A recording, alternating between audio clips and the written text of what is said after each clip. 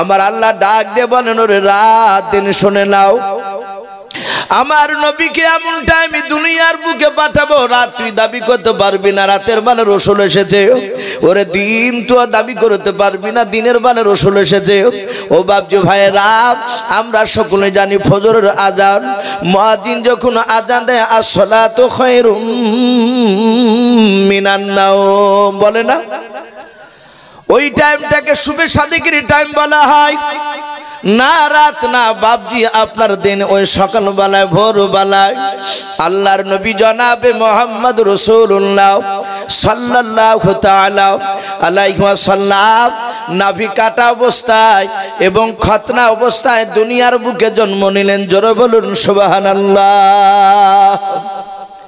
নাভি কাটা অবস্থায় আমাদের বাচ্চারা সন্তানরা নাভি কাটা অবস্থায় জন্ম নেয় বাপ বিশ্বনবী নাভি কাটা এবং খতনা অবস্থায় সিরাতে হালবিয়া কিতাব দিতে লিখেছে আর রাহিকুল মাকতুম কিতাব দিতে এসেছে নবীজি চলে আসলে আমিনা রাসূলকে কোলে নিলেন ওই মেয়েগুলো বাপজি জান্নাতি কাপড় দিয়ে বাপজি জোড়ে ধরলে মুশকে আম্বার লাগিয়ে দিলে আমার দরদি রাসূলকে বাপজি চুমা দিয়ে চারটে মেয়ে আমিনাকে রেখে দিয়ে বাপজি কোলে দিয়ে চলে যাচ্ছে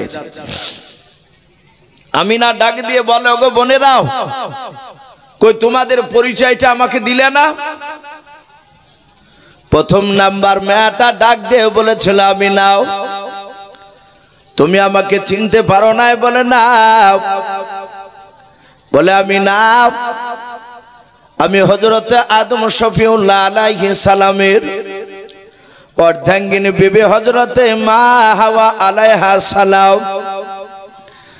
হযরতে আমিনা দি তুমি এটাকে ডাক দিয়ে বলেছিলেন ও বোন তোমার পরিচয়টা দিয়ে দাও দিত মেয়েটা ডাক দিয়ে বলেছিল বোন আমিনা আমাকে চিনতে পারো না বলে নাও বলে আমি হযরতে ইব্রাহিম খলিলুল্লাহ আলাইহিস সালামের অর্ধাঙ্গিনী বিবি আমি হযরতে মা হাজরা আলাইহা সালাম দুই নাম্বার তিন নাম্বার মেয়েটা ডাক দিয়ে বলেছিল বোন আমিনা তুমি আমাকে চিনতে পারো না বলে নাও বলে আমি হযরতে ঈসা রুহুল্লাহ আলাইহিস সালামের জন্ম দক্ষিণী মা হযরতে মরিয়ম আলাইহা সালাম চার নাম্বার মেয়েটা মাথাটা নিচু করে দাঁড়িয়ে আছে আমিনা ডাক দিয়ে বলেছিল বোন তোমার পরিচয়টা তুমি দিয়ে দাও চার নাম্বার মেয়েটা ফেলফাল করে আমিনার দিকে চেয়ে বলেন বোন আমার স্বামীর পরিচয় দিতে আমি বড্ড লজ্জা পাই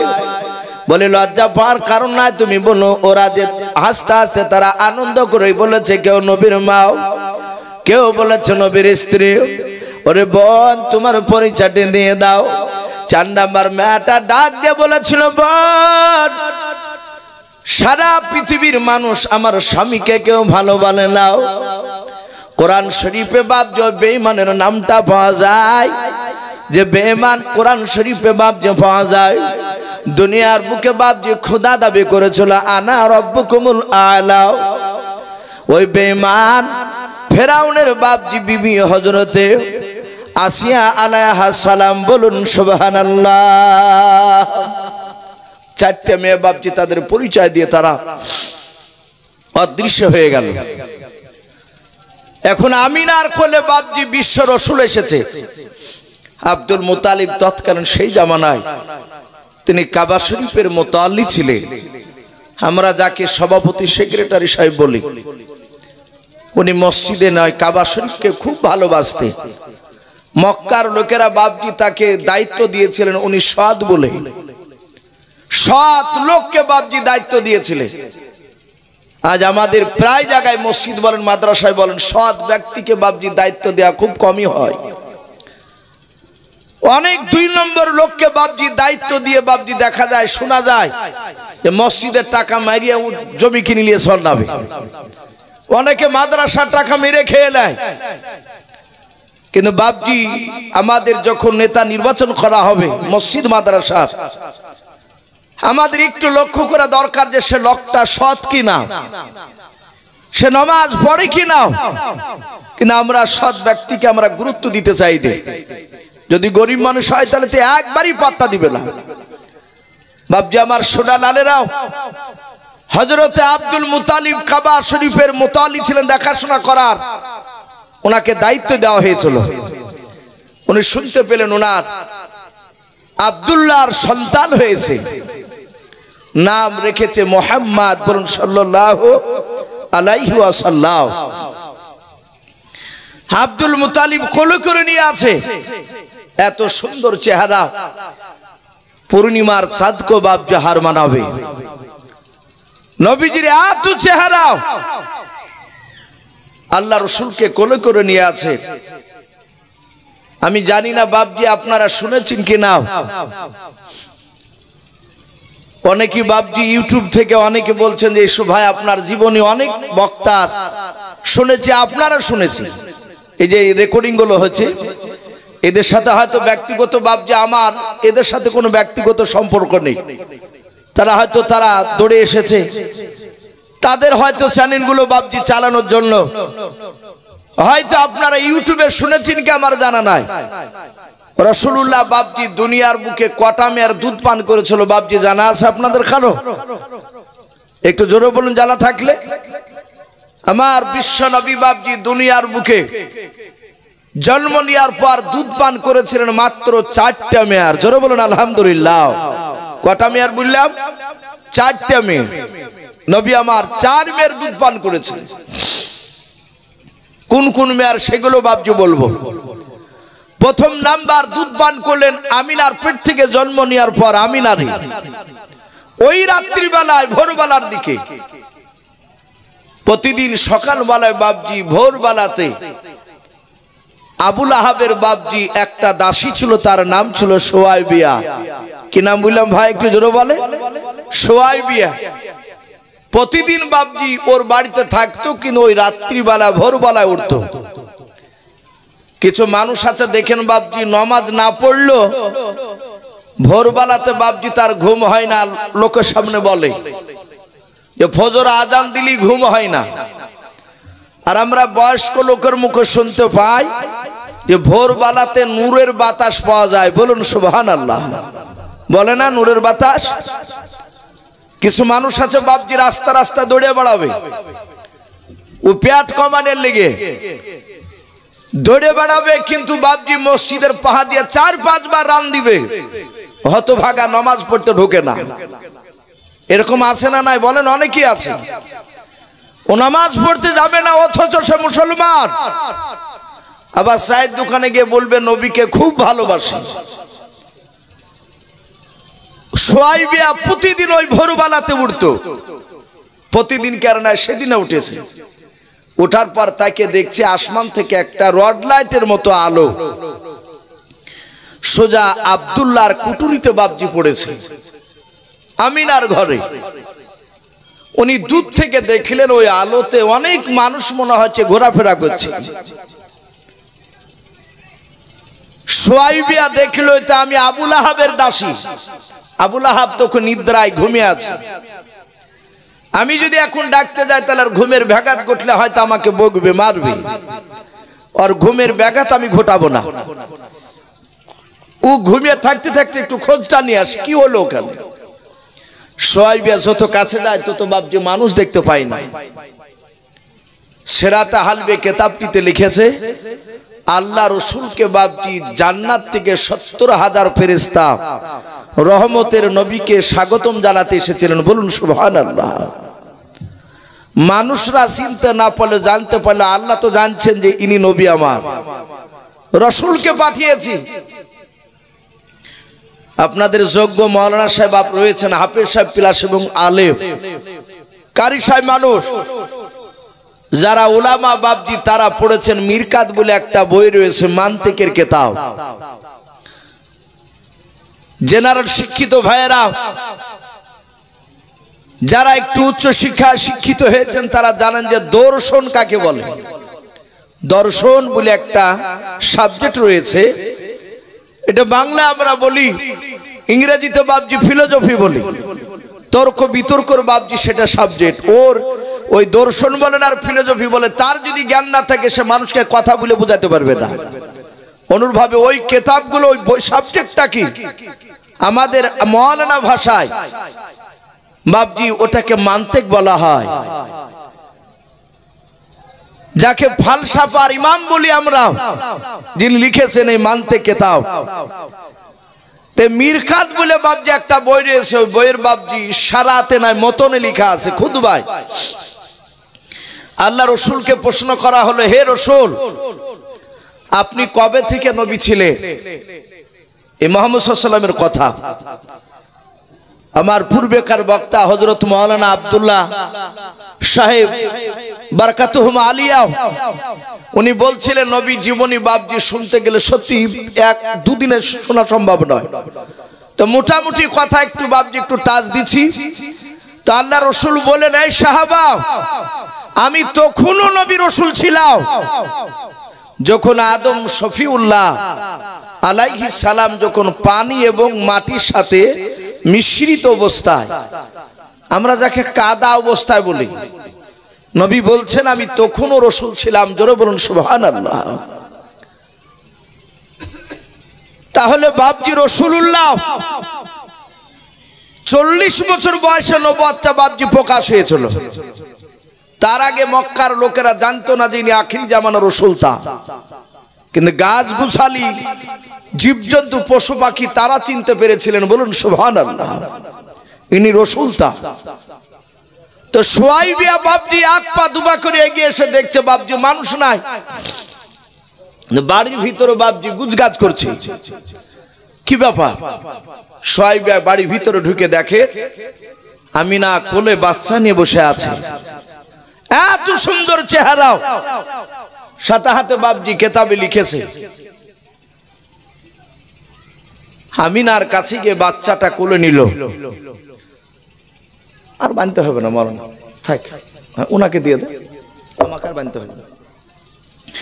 ডাক দিয়ে বললেন, সুয়াইবিয়া মনে মনে চিন্তা করছেন যদি এই বাচ্চাটা এত সুন্দর, এই ছেলেটা বড় হওয়ার পর লোকেরা প্রশংসা করবে, এই বাচ্চাটাকে নিয়ে যদি আমার স্তনে মুখ লাগে একটু দুধ পান করাতে পারতাম, জীবনটাকে ধন্য মনে করতাম। বলুন সুবহানাল্লাহ। তাই সুয়াইবিয়া বলল, বোন আমিনা এই বাচ্চাটা আমাকে দিবা না? বলে কেন?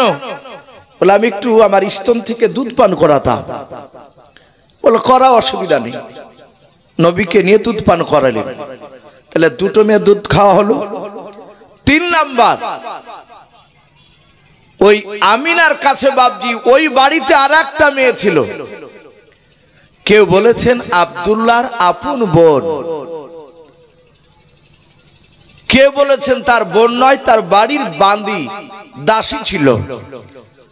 বেশিরভাগ উলামারা লিখেছেন আব্দুল্লাহর ওটা বোন, নাম ছিল বাবজি উম্মে আইমন। কি নাম বললাম? উম্মে আইমন। উম্মে আইমন দেখলো একটা পাশের বাড়ি আবুল আহাবের দাসী সুয়াইবিয়াও এসে দুধ পান করালো। আর আমার ভাই আব্দুল্লাহ আমিনাকে বিয়ে করে নিয়ে আসার পর থেকেই আমার বান্ধবী হয়েছে, আমি এর সাথে অনেক উঠা বসা করেছি, আর আমি দুধ পান করাতে পারবো না? উম্মে আইমন বলল, আমি না কিছু মনে না করলে আমি তোমার ছেলেকে নিয়ে আমার স্তন থেকে দুধ পান করাতাম। বলে অসুবিধা নাই, খাওয়া। উম্মে আইমন পান করালেন। তাহলে 3টে হলো। 4 নাম্বার আসছে, মক্কা নগরে বাবজি সেই সময় একটা প্রথা ছিল, একটা বাতাস বইতো মক্কা নগরে, বাতাসটাকে লুহ বাতাস বলা হয়। লাম ওয়াও হা, লুহ শব্দের অর্থ হচ্ছে দূষিত। মক্কা নগরে শুধু মক্কাতেই, ওই কুরাইশ বংশের ওই এলাকাটায় বাচ্চা জন্ম নিলি 2 মাস 4 মাস করে মক্কা নগরে তার মার কাছে থাকলি বাচ্চার শরীরে ঘা হইতো, পচা ধরে বাচ্চা মারা যেত। মানুষের একটা আতঙ্ক ধরে গিয়েছিল। এই যে কয়েক বছর আগে বাবজি করোনা গেল, বাসে খুক খুক করে কাশলে মানুষ চাদরটা দেবনিকে ঢাকে কাশিওয়ালা লোক হলে ওর কাছ থেকে 10 হাত দূরে গিয়ে দাঁড়াইতো ভয়। এমনই মানুষের বাপজি আতঙ্ক ধরে গিয়েছিল। অনেক জায়গাতে করোনার সময় তো বাপজি মানুষকে বিনা গোসলে দাফন করিয়েছে, এরকম রিপোর্ট রয়েছে। দুধ থেকে বাপজি পানি ঢেলে দিয়েছে, ভয়ে লাড়েনি। এ ছিল একটা আতঙ্ক। মক্কানগর বাপজি ওই রকম আতঙ্ক ধরে গিয়েছিল মানুষের। সেই সময় মুড়োরা দেখেছিল মক্কার বাচ্চা মক্কার বাইরে চলে গেলে অন্য জায়গায় গিয়ে মানুষ হতো, সে বাচ্চাটা বেঁচে যেত, মরতো না।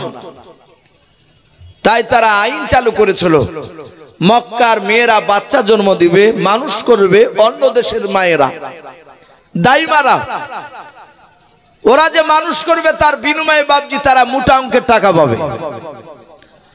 তাই প্রতিদিন বাপজি মক্কার বাহির থেকে মানুষেরা মক্কা নগরে বাচ্চা নিতে আসতো। রাসূল আমিনার কাছে 5 দিন ছিলেন মক্কা নগরে। 5 দিনকার দিন আমার বিশ্ব নবীকে কোলে করে নিয়ে আমিনা রাস্তার ধারে বাপজি দাঁড়িয়ে আছে। আপনাদের যেমন মেন লালবাগের এই কদম শরীফ, যে আপনার এই যে কুর্মিতালা যে মোড়, এইরকম বাপজি রাস্তার ধারে বাপজি দাঁড়িয়ে আছে আমিনা।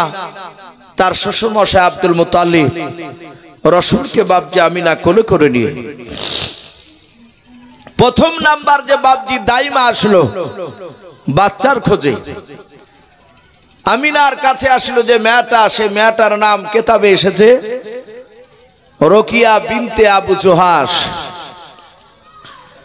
রকিয়া ডাক দিয়ে বলেছিল, আমিনাও এই বাচ্চা কার? আমিনা বলেছিল বাচ্চা আমার। বলে বাচ্চাটা কি দিবা নাও? বলে দার জন্নতি দাঁড়িয়ে আছে। হযরত রকিয়া বিনতে আবু জোহাস মেয়েটা আল্লাহর রাসূলকে বাপজি কোলে নিয়ে বাপজি চুমা দিতে শুরু করে দিলাও। এমন ভাবে ভালোবাসা বাপজি দিতে লাগলো, আদর স্নেহ করতে লাগলো। লাস্ট বেলায় বলেছিল, গো বোন আমিনা এই বাচ্চা আমি নিয়ে যাব, আমাকে কি দিবা না? বলে কেন দেব না, দেওয়ার জন্য তো দাঁড়িয়ে আছে। ডাক দিয়ে বলেছিল, রে বোন আমিনা আমি বাচ্চা নিয়ে যাব, তার পূর্বে একটা কথা বলে, বাচ্চার আব্বা দুনিয়ার বুকে কি কাজ করে একটুখানি বলো।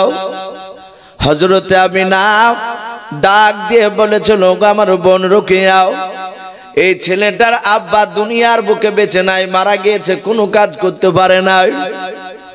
ছেলের আব্বা মারা গেছে, সিরিয়া ব্যবসা করতে গিয়ে আর জিন্দা ফিরে আসে নাই। রকিয়া শোনার পর ডাক দিয়ে বলল, আমিনা এই বাপ মরা ছেলে এতিম বাচ্চা ছেলে নিয়ে গিয়ে কোনো মোটা টাকা পাওয়া যাবে না। ওরে আমিনা তোমার বাচ্চা তুমি নিয়ে নাও, আমি অন্য বাচ্চা নেব যে বাচ্চার আব্বা বেঁচে আছে, মোটা টাকা ইনকাম করে। হযরত বাপজি আমিনাকে ফেরত দিয়ে বাপজি চলে গেল রকিয়াও। দ্বিতীয় নাম্বার আর একটা মেয়ে বাপজি এসে চলল। ওই মেয়েটার নাম কিতাবে লিখেছে ফাতেমা বিনতে আবু কুবা।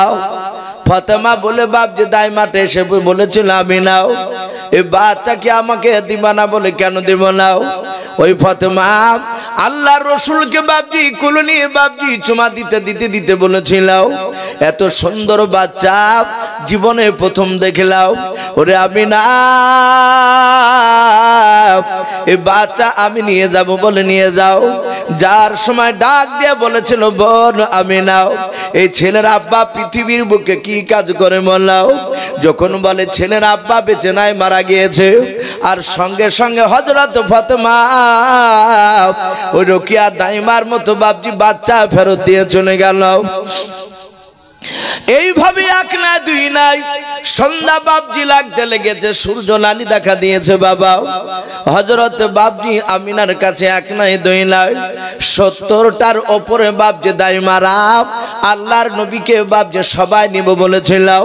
যখন শুনেছিল নবীজির আব্বা বেঁচে নাই, তখন বাবা ওই 70টার ওপরে দাইমা তারা বিশ্ব নবীকে কেউ নাই না, সবাই ফেরত দিয়ে বাপজি চলে গেল। আমিনা রাসূলকে কোলে করে নিয়ে কাঁদছে। ওগো মাওলা, ওগো রব্বুল আলামিন, তুমি কেনই বা বাচ্চা দিলে এত সুন্দর? এই বাচ্চার আব্বাকে কেন তুমি কেড়ে নিলে? এই যে বাপ মারা বলে কেউ নিল না, 70টার উপরে দাইমা সবাই ফেরত দিয়ে চলে গেল। অটোমেটিক বাপজি নার্ভাস হবে, দুঃখ করবে, এটা সবাই। আব্দুল মুতালিবকে বলছেন, আব্বা আমার ছেলেকে আর বাঁচানো যাবে না, এই ছেলেকে মনে হয় আর কেউ নিবে না। বলে, মা কাঁদিস না, নিশ্চয় দাইমা আল্লাহ পাঠিয়ে দিবে, আল্লাহ নিশ্চয় দাইমা পাঠাবে। বলো কখন আসবে? তো সন্ধ্যা লেগে গিয়েছে, আজ যদি না নেয় আগামী কালকে, আবার আগামীকাল। রাস্তায় দাঁড়িয়ে থাকলে এই মেয়েরা আর আমাদেরকে একবার মুখের কথা জিজ্ঞাসা করবে না, আর মনে হয় দাইমা নেই। কিতাবে লিখেছে বাপজি, ওই সমাতার একটা দাইমা ছিলেন, ওই 70-এর মধ্যে এসেছিলেন না উনি। ওনার নাম কিতাবে লিখেছে হালিমাতু সাদিয়া রাদিয়াল্লাহু তাআলা আনহা। এ হালিমার স্বামী সাঈদ, এরা দুজনায় পাতলা দুবলা উঠে চেপে এসেছিল। ওরা অর্থ কাঠামো খুব ভালো ছিল না, তাদের গরিব মানুষ খুব। কিন্তু হালিমাতু সাদিয়ার একটা বাচ্চা ছিল, তার নিজে জন্ম দিয়েছিল, সেও দুধের বাচ্চা। বাচ্চা জন্ম না দিলে তো বাচ্চাকে মানুষ করতে পারবে না দুধ খেয়ে নিজে। সে বাচ্চাটার নাম ছিল বাপজি আব্দুল্লাহ। কি নাম বললাম? ওই হালিমার বাচ্চা নাম আব্দুল্লাহ। বাচ্চাকে বাড়িতে রেখে এসেছে, যার একটা বাচ্চা নিব মক্কা নগরে, দুই বাচ্চাকে একসঙ্গে মানুষ করব। একটা আমারটা তো মানুষ হবি, তার সাথে হাতে পরের আর একটা বাচ্চাকে মানুষ করলে তার বিনিময়ে মোটা টাকা পাবো, আমাদের সংসারে কাজে লাগবে। হযরতে হালিমাতু সাদিয়া গোটা মক্কা বাপজি অলিগলি ঘুরিয়ে একটা বাচ্চা সামনে পড়েনি। সন্ধ্যা লেগে গিয়েছে, মক্কার চৌরাস্তার মোড়ে এসে দাঁড়িয়েছে হালিমাতু সাদিয়া। হযরতে বাপজি আপনার হালিমাতু সাদিয়া তার স্বামী সাঈদকে বলছেন, ওগো প্রাণের স্বামী, সকাল থেকে টোটো করে ঘুরিয়ে বেরিয়ে একটা বাচ্চা পড়েনি সামনে, উঠো বেশি চলতে পারে নাই। শোনো, রাস্তার ধারে যদি কোনো বাচ্চা পেয়ে যায়, আমরা ওর আব্বা কটাকে ইনকাম করে বাচ্চা মানুষ করলে কত টাকা দিবে এসব ডিমান্ড করব না, সব চুক্তি টুক্তি সব করব না, জিজ্ঞাসাই করব না। ছেলেটাকে নিয়ে মানুষ করব, এর বিনিময়ে যা দিবে নিয়ে নেব। বলো রাজি আছো? হযরতে হালিমাতু সাদিয়ার স্বামী ডাক দিয়ে বলল যে, বিবি তুমি যাতে রাজি আমিও তাতে রাজি। এই প্রজেক্ট ম্যান নাই নাকি? ফোন হয়েছে তো বাপজি আমার সুলা লালেরাও। হযরতে হালিমাতু সাদিয়া বলল, অসুবিধা নাই। সাঈদে বলল, অসুবিধা নেই। বলে, স্বামী আমরা দেখেছি দাইমারা এই পশ্চিম দিকে রাস্তা দিয়ে গিয়েছে, চলে আমরা উত্তর দিকে রাস্তাটা যাব।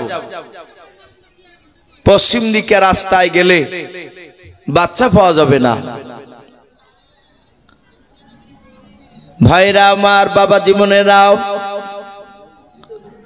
হালিমাতু সাদিয়া বলে আমরা উত্তর দিকে রাস্তার দিকে যাব বলে রওনা দিলাম। হঠাৎ করে দেখলাম উঠটা উত্তর দিকে রাস্তা দিকে, বাবা আপনার একেবারে পশ্চিম দিকে রাস্তার দিকে দৌড়াতে শুরু করলাম। হালিমাতু সাদিয়া বলেছিল, স্বামী গাও, পশ্চিম দিকে আমরা যাব না। অনেকগুলো দাইমাকে যেতে দেখেছে সকালবেলায়, ওই রাস্তায় মনে হয় একটা বাচ্চা পাওয়া যাবে না। ওগো স্বামী,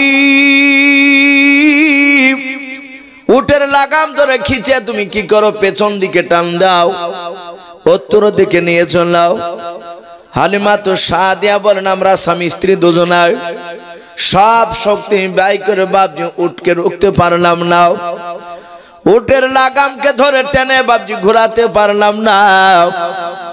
উটের এত শক্তি দিয়েছেন ওই সময় আল্লাহ। উটকে যত টানে উঠ তত চিহি চিহি করে রে বাবা।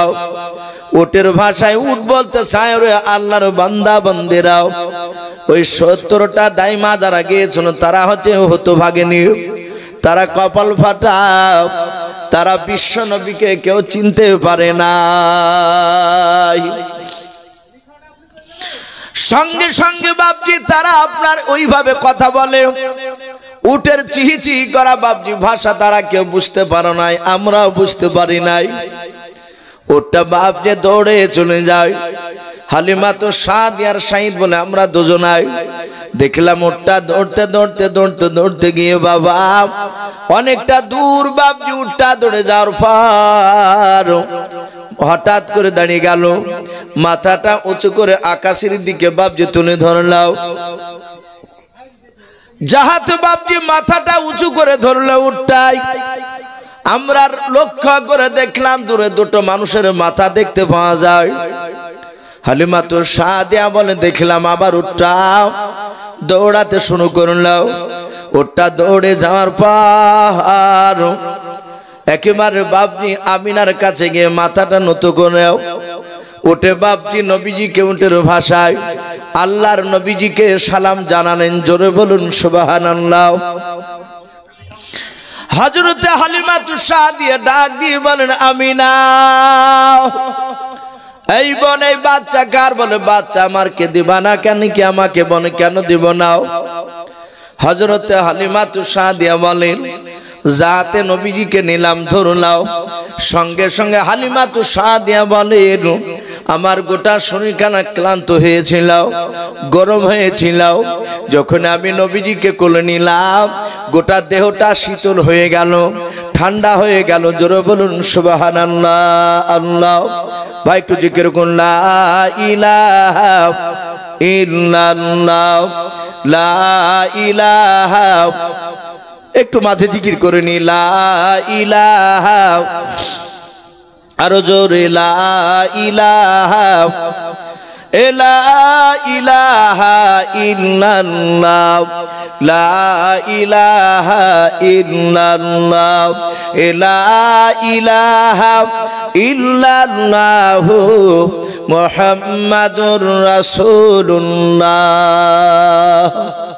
সাল্লাল্লাহু তাআলা আলাইহি ওয়াসাল্লাম। নবীজিকে বাপজি কোলে নিয়েছেন। হালিমা বলছেন শরীর আমার ঠান্ডা হয়ে গেছে। আল্লাহর নবী জনাবে মুহাম্মদ রাসূলুল্লাহ সাল্লাল্লাহু তাআলা আলাইহি ওয়াসাল্লামকে হালিমাতু সাদিয়া নবীজিকে কোলে নিয়ে বাপজি চুমা দিতে লাগলেন। আমার আমিনা হালিমাতু সাদিয়া চুমা দেওয়া দেখে কান্না শুরু করলেন। হালিমা ডাক দিয়ে বলেছিল বোন আমিনাও, আমি তোমার ছেলেকে মহব্বত করেছি, চুমা দিছি, আর তুমি কেন আমার দিকে চেয়ে চেয়ে কেন কান্না করেছো বলো? আমিনা বলে বোন হালিমা তোমার মতো এক নাই দুই নাই, তোমার আগে 70টা দাইমা তোমার মতোই তারা চুমা দিয়েছিল। শেষের বেলায় তারা জিজ্ঞাসা করেছিল ছেলের আব্বা কি করে বলো? যখন বলেছিলাম ছেলের আব্বা বেঁচে নাই, ওই সময় আমার ছেলে কার কি নাই নাও তারা ফেরত দিয়ে চলে গিয়েছিল। ওরে হালিমা আমার মনে হয় ওই তোমরা ওই 70টা দাইমার মতো তোমরাও হয়তো লাস্ট বেলায় তুমিও চুমা দিয়াও। ছেলের আব্বা মারা গিয়েছে, সে হয়তো ছেলেটা নেবা না, আমার ছেলেকে হয়তো ফেরত দিয়ে চলে যাবা। ওরে বোন এই জন্য আমি কাঁদছি। হযরতে হালিমাতু সাদিয়া নিজের কাপড়ে আঁচল দিয়ে বাপ জাবির আর চোখের পানি মুছে দিলেন। বললেন বোন কাঁদিস রে, আমি দুঃখিনী, আমি গরিব, আমি অর্থহীন, আমার বেশি টাকা পয়সা নেই। আমার একটা ছেলে আছে আব্দুল্লাহ, আমি তাকে দুধের সন্তান বাড়িতে রেখে এসেছি একটি ছেলে নেওয়ার জন্য। এই আমি নাও তোমার ছেলেকে আমার ছেলের চেয়ে বেশি ভালোবাসবো। বলুন আলহামদুলিল্লাহ। টাকা লাগবে না, তুমি যা পারবা তাই দিও। চিন্তা করো না, যদি দিতে না পারো তাও অসুবিধা নেই। আল্লাহ রসুলকে বাপজি আমিনার কাছ থেকে নিয়ে চলে গেলেন। হালিমা তো সাদিয়া বলে, আমার 6টা ছাগল ছিল বাড়িতে, কেউ বলেছেন 7টা, 6-7টা ছাগল। তার স্তনগুলো শুকিয়ে থাকতো, দুধ হতো না, পেট ভরে বাপজি খাবার খেতে দিতে পারতাম না। ওই এলাকাতে বাপজি খুব বেশি ঘাস ছিল না, এমন যে ঘাস ছিল আর অনেক মানুষের ছাগল ছিল, দম্বা ছিল, উট থাকতো, সবার পেট ভরতো না। হালিমাতু সাদিয়া বলেন, আমি নবীকে কোলে করে নিয়ে যাহাতে আমার এরিয়ার মধ্যে পৌঁছালছি, আমি আমার বাড়ির দিকে গেলাম। দেখলাম আমার ছাগলগুলো আগে থেকে দাঁড়িয়ে তারা আনন্দ করছে, আর স্তনের দিকে তাকিয়ে দেখলাম আল্লাহ রসুলের বরকতে অটোমেটিক আল্লাহর কুদরাতে ওই ছাগলগুলোর স্তনে দুধে ভরপুর হয়ে গিয়েছিল। বলুন সুবহানাল্লাহ। হালিমাতু সাদিয়া বলেন, আমার তকদির পাল্টাছে তা বুঝতে পেরেছি। বাড়ি নিয়ে গেলে, বাড়ি নিয়ে যাওয়ার পরে পাড়ার লোকেরা আলাঙ্গনা শুরু করে দিয়েছে, হালিমা ছাগল বিনা ঘাসে পেট ভরে কি করে, আর ওই যে স্তনে দুধ ভরে যায়। পাড়ার মেয়েরা বলে যে হালিমার ছাগল যেখানে থাকবে ওখানে বাই দিয়ে দিব আমরা, দেখি পেট ভরে কিনা। তাফসীরে লিখেছে তার বরকতে ওদের ছাগলের বাপজি পেট ভরে যেত। বলুন সুবহানাল্লাহ। এ ছিল নবী। হালিমাতু সাদিয়াকে তার স্বামী বলে, ওগো বিবি, সেই মক্কা নগর থেকে বাচ্চা নিয়ে এসেছো, অনেকটা দেরি হয়ে গিয়েছে, কলিজা টুকরা বাচ্চা দুধ পান করেনি অনেকক্ষণ, একটু ওকে দুধ পান করা। আল্লাহর নবীকে বাপজি হালিমাতু সাদিয়ার ডান দিকের স্তনে মুখটা লাগিয়ে দিন, উনি দুধ খেতে শুরু করলেন। দুধ খাওয়া যাওয়ার পর দুধ যখন বাপজি খাওয়া হয়ে গেল, হালিমাতু সাদিয়া নিজের বাম দিকের স্তনে মুখটা লাগাতে গেলেন। হালিমাতু সাদিয়া দুধ এত চেষ্টা করে খাওয়াতে গেলেন বাম দিকের স্তনটায়, শত চেষ্টা করে দুধ আর খাওয়াতে পারলেন না। বলুন সুবহানাল্লাহ। আল্লাহ রসুল বাম দিকের স্তনে মুখ লাগালেন না। রসুলকে আল্লাহ জানিয়ে দিয়েছেন, হে রসুল, যে মেয়েটার আপনি দুধ পান করছেন ডান দিকে আর স্তনে, বাম দিকটা রেখে দেন, আপনার আর একটা দুধ ভাই আছে, ওই মেয়েটারই ছেলে, সে বাম দিকের স্তনটা মুখ লেগে দুধ খেয়ে বড় হবে। বলুন সুবহানাল্লাহ। আমাদের মা বোনেরা দেখেন, বাচ্চাকে দুধ খাওয়ালে একটা স্তন খেয়ে ছেড়ে দেয় না। বুড়ো মেয়েরা থাকলে, বুড়ি মেয়েরা যারা পাশে থাকে, দাদি সম্পর্কে হয়, তারা বলে এই ভাত খাওয়ালি তরকারি খাওয়ালি নিয়ে, মানে দুটোতেই মুখ দেওয়াতে হয়।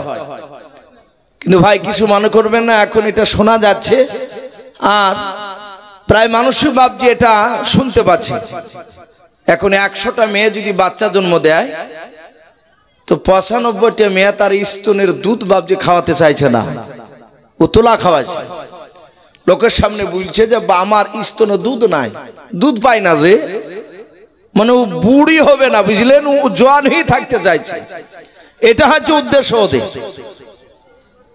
হযরতে হালিমাতু সাদিয়া উনি বলেন, যতদিন দুধ পান করেছে আমার মুহাম্মদ সাল্লাল্লাহু আলাইহি ওয়াসাল্লাম, ওই ডান দিকটা ছাড়া বাম দিকটা মুখ লাগে খায়নি। বলুন সুবহানাল্লাহ। নবী আস্তে আস্তে বড় হলে হালিমাতু সাদিয়ার বাড়িতে 2 বছর 28 মাস বাপজি পার হয়ে গেল। নবীজি দুধ খাওয়া একেবারে বন্ধ করে দিয়েছিলেন। রসুলের বয়স তখন বাপজি 4 বছর। ক বছর বললাম? 4 বছর। রাত্রিবেলা বিশ্বনবী শুয়ে আছেন, বেশ একটু নবীজি গুটগুটিয়া সন্তান পাড়াতে বাপজি হেঁটে বেড়ায়, হালিমাতু সাদিয়া সব সময় সাথে করে নিয়ে বেড়ায়। রসুলের ছোট থেকে তার আখলাক, চরিত্র, গুণাবলী, লোকেরা রসুলের ব্যবহার থেকে তারা মুগ্ধ হতো।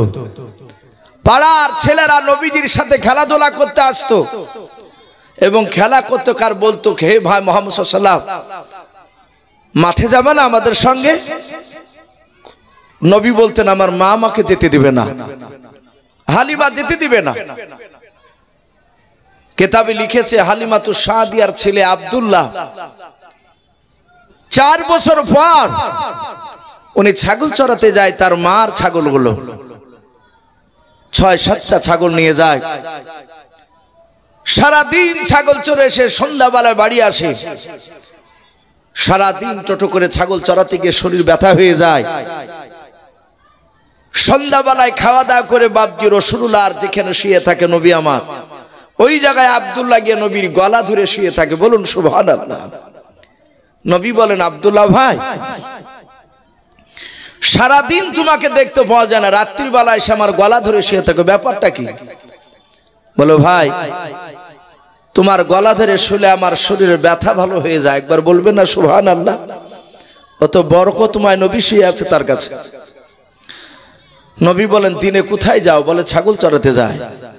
কার ছাগল? বলে আমাদেরই, মার ছাগল, আব্বা ছাগল। বললো ভাই, যেই মার দুধ খেয়ে তুমি বড় হয়েছে সেই মার দুধ খেয়ে আমিও তো বড় হয়েছি, আমিও যাব। পাড়ার ছেলেদেরকে বলল আমার ভাই মুহাম্মদ সাল্লাল্লাহু আলাইহি ওয়াসাল্লাম মাঠে ছাগল চড়াতে যাবে। পাড়ার ছেলেরা খুব আনন্দিত, সবাই আসলো। এসে আল্লাহর দরদি নবীর কাছে বাপজি নয় হালিমাতু সাদিয়াকে বলেন, মা তোমার ছেলেকে দাও, আমরা মাঠে ছাগল চড়াতে যাব, ভাইকে নিয়ে যাব। হালিমাতু সাদিয়া বলেন, বেটা নিয়ে যাও, কিন্তু সাবধানে, আমার ছেলেকে যেন রৌদ্র না লাগে। রৌদ্র লাগবে না, খুরমা পাতার তাজ বানিয়ে মুহাম্মদ সাল্লাল্লাহু আলাইহি ওয়াসাল্লাম ভাইয়ের মাথাতে পরে দিব, রৌদ্র লাগবে না। বলুন সুবহানাল্লাহ। আল্লাহর নবীজিকে মাঠে নিয়ে গিয়েছেন তার ভাইয়েরাও। দরুদ নবী আমার, পাড়ার ছেলেরা ডাক দিয়ে বলেছিল, ভাই মুহাম্মদ সাল্লাল্লাহু আলাইহি ওয়াসাল্লাম তুমি আমাদের সাথে রানের প্রতিযোগিতায় তুমি নাম দিতে এসো। আল্লাহ রাসূল ডাক দিয়ে বলেছিলেন, নাও, আমি রানের প্রতিযোগিতা আমি নাম দেব, নাও, শুনে নাও, তোমরা খেলাধুলা করো, আমি দাঁড়িয়ে দাঁড়িয়ে দেখবো। পাড়ার ছেলেরা বলেন আমরা খেলাধুলায় আমরা নাম দিয়ে দৌড়াতে লাগলাম। আকাশে মেঘ ছিল না, রৌদ্র ছিল আকাশটাও।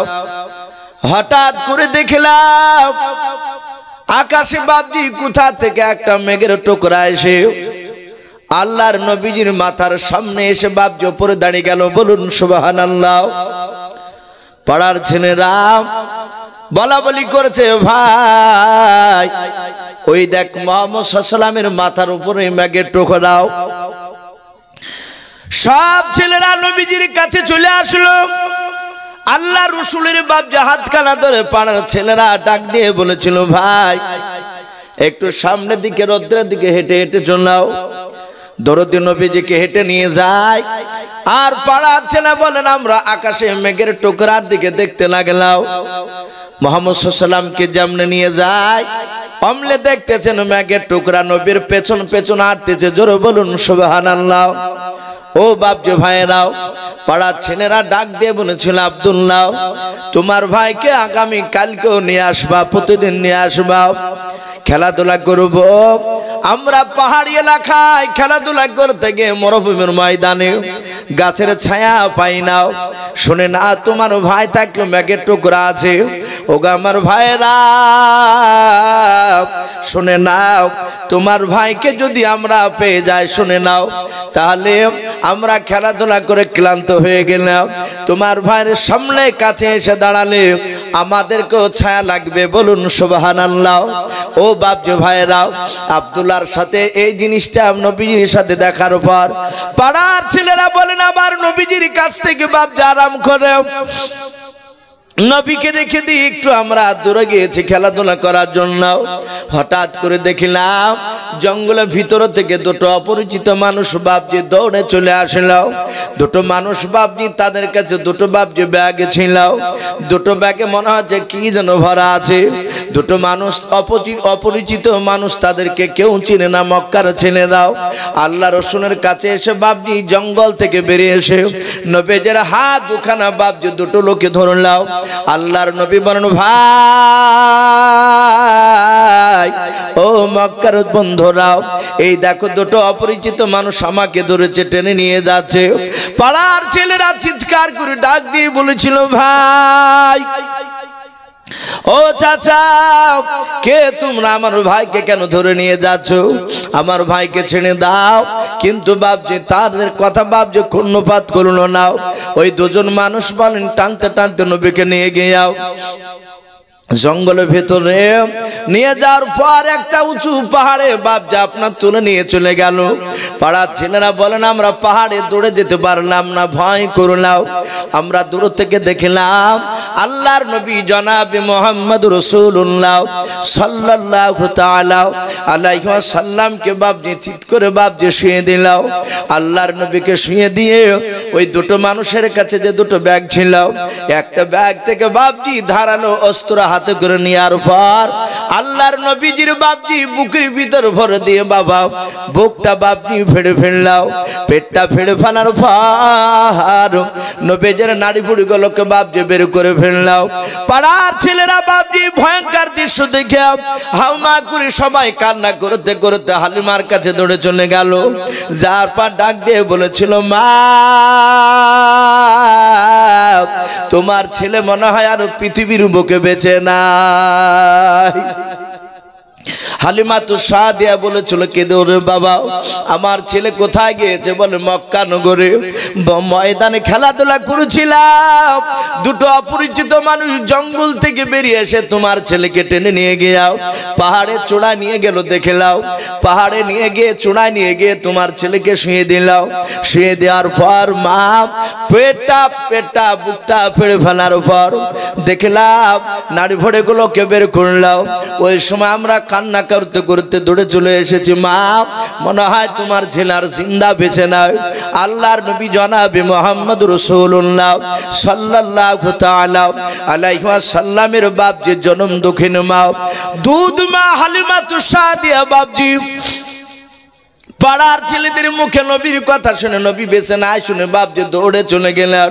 হালিমাতু সাদিয়া আগে দৌড়ে চলে যায়, পেছন পেছন বাবা হযরত বাপজি মক্কার ছেলেরা দৌড়ে যায়।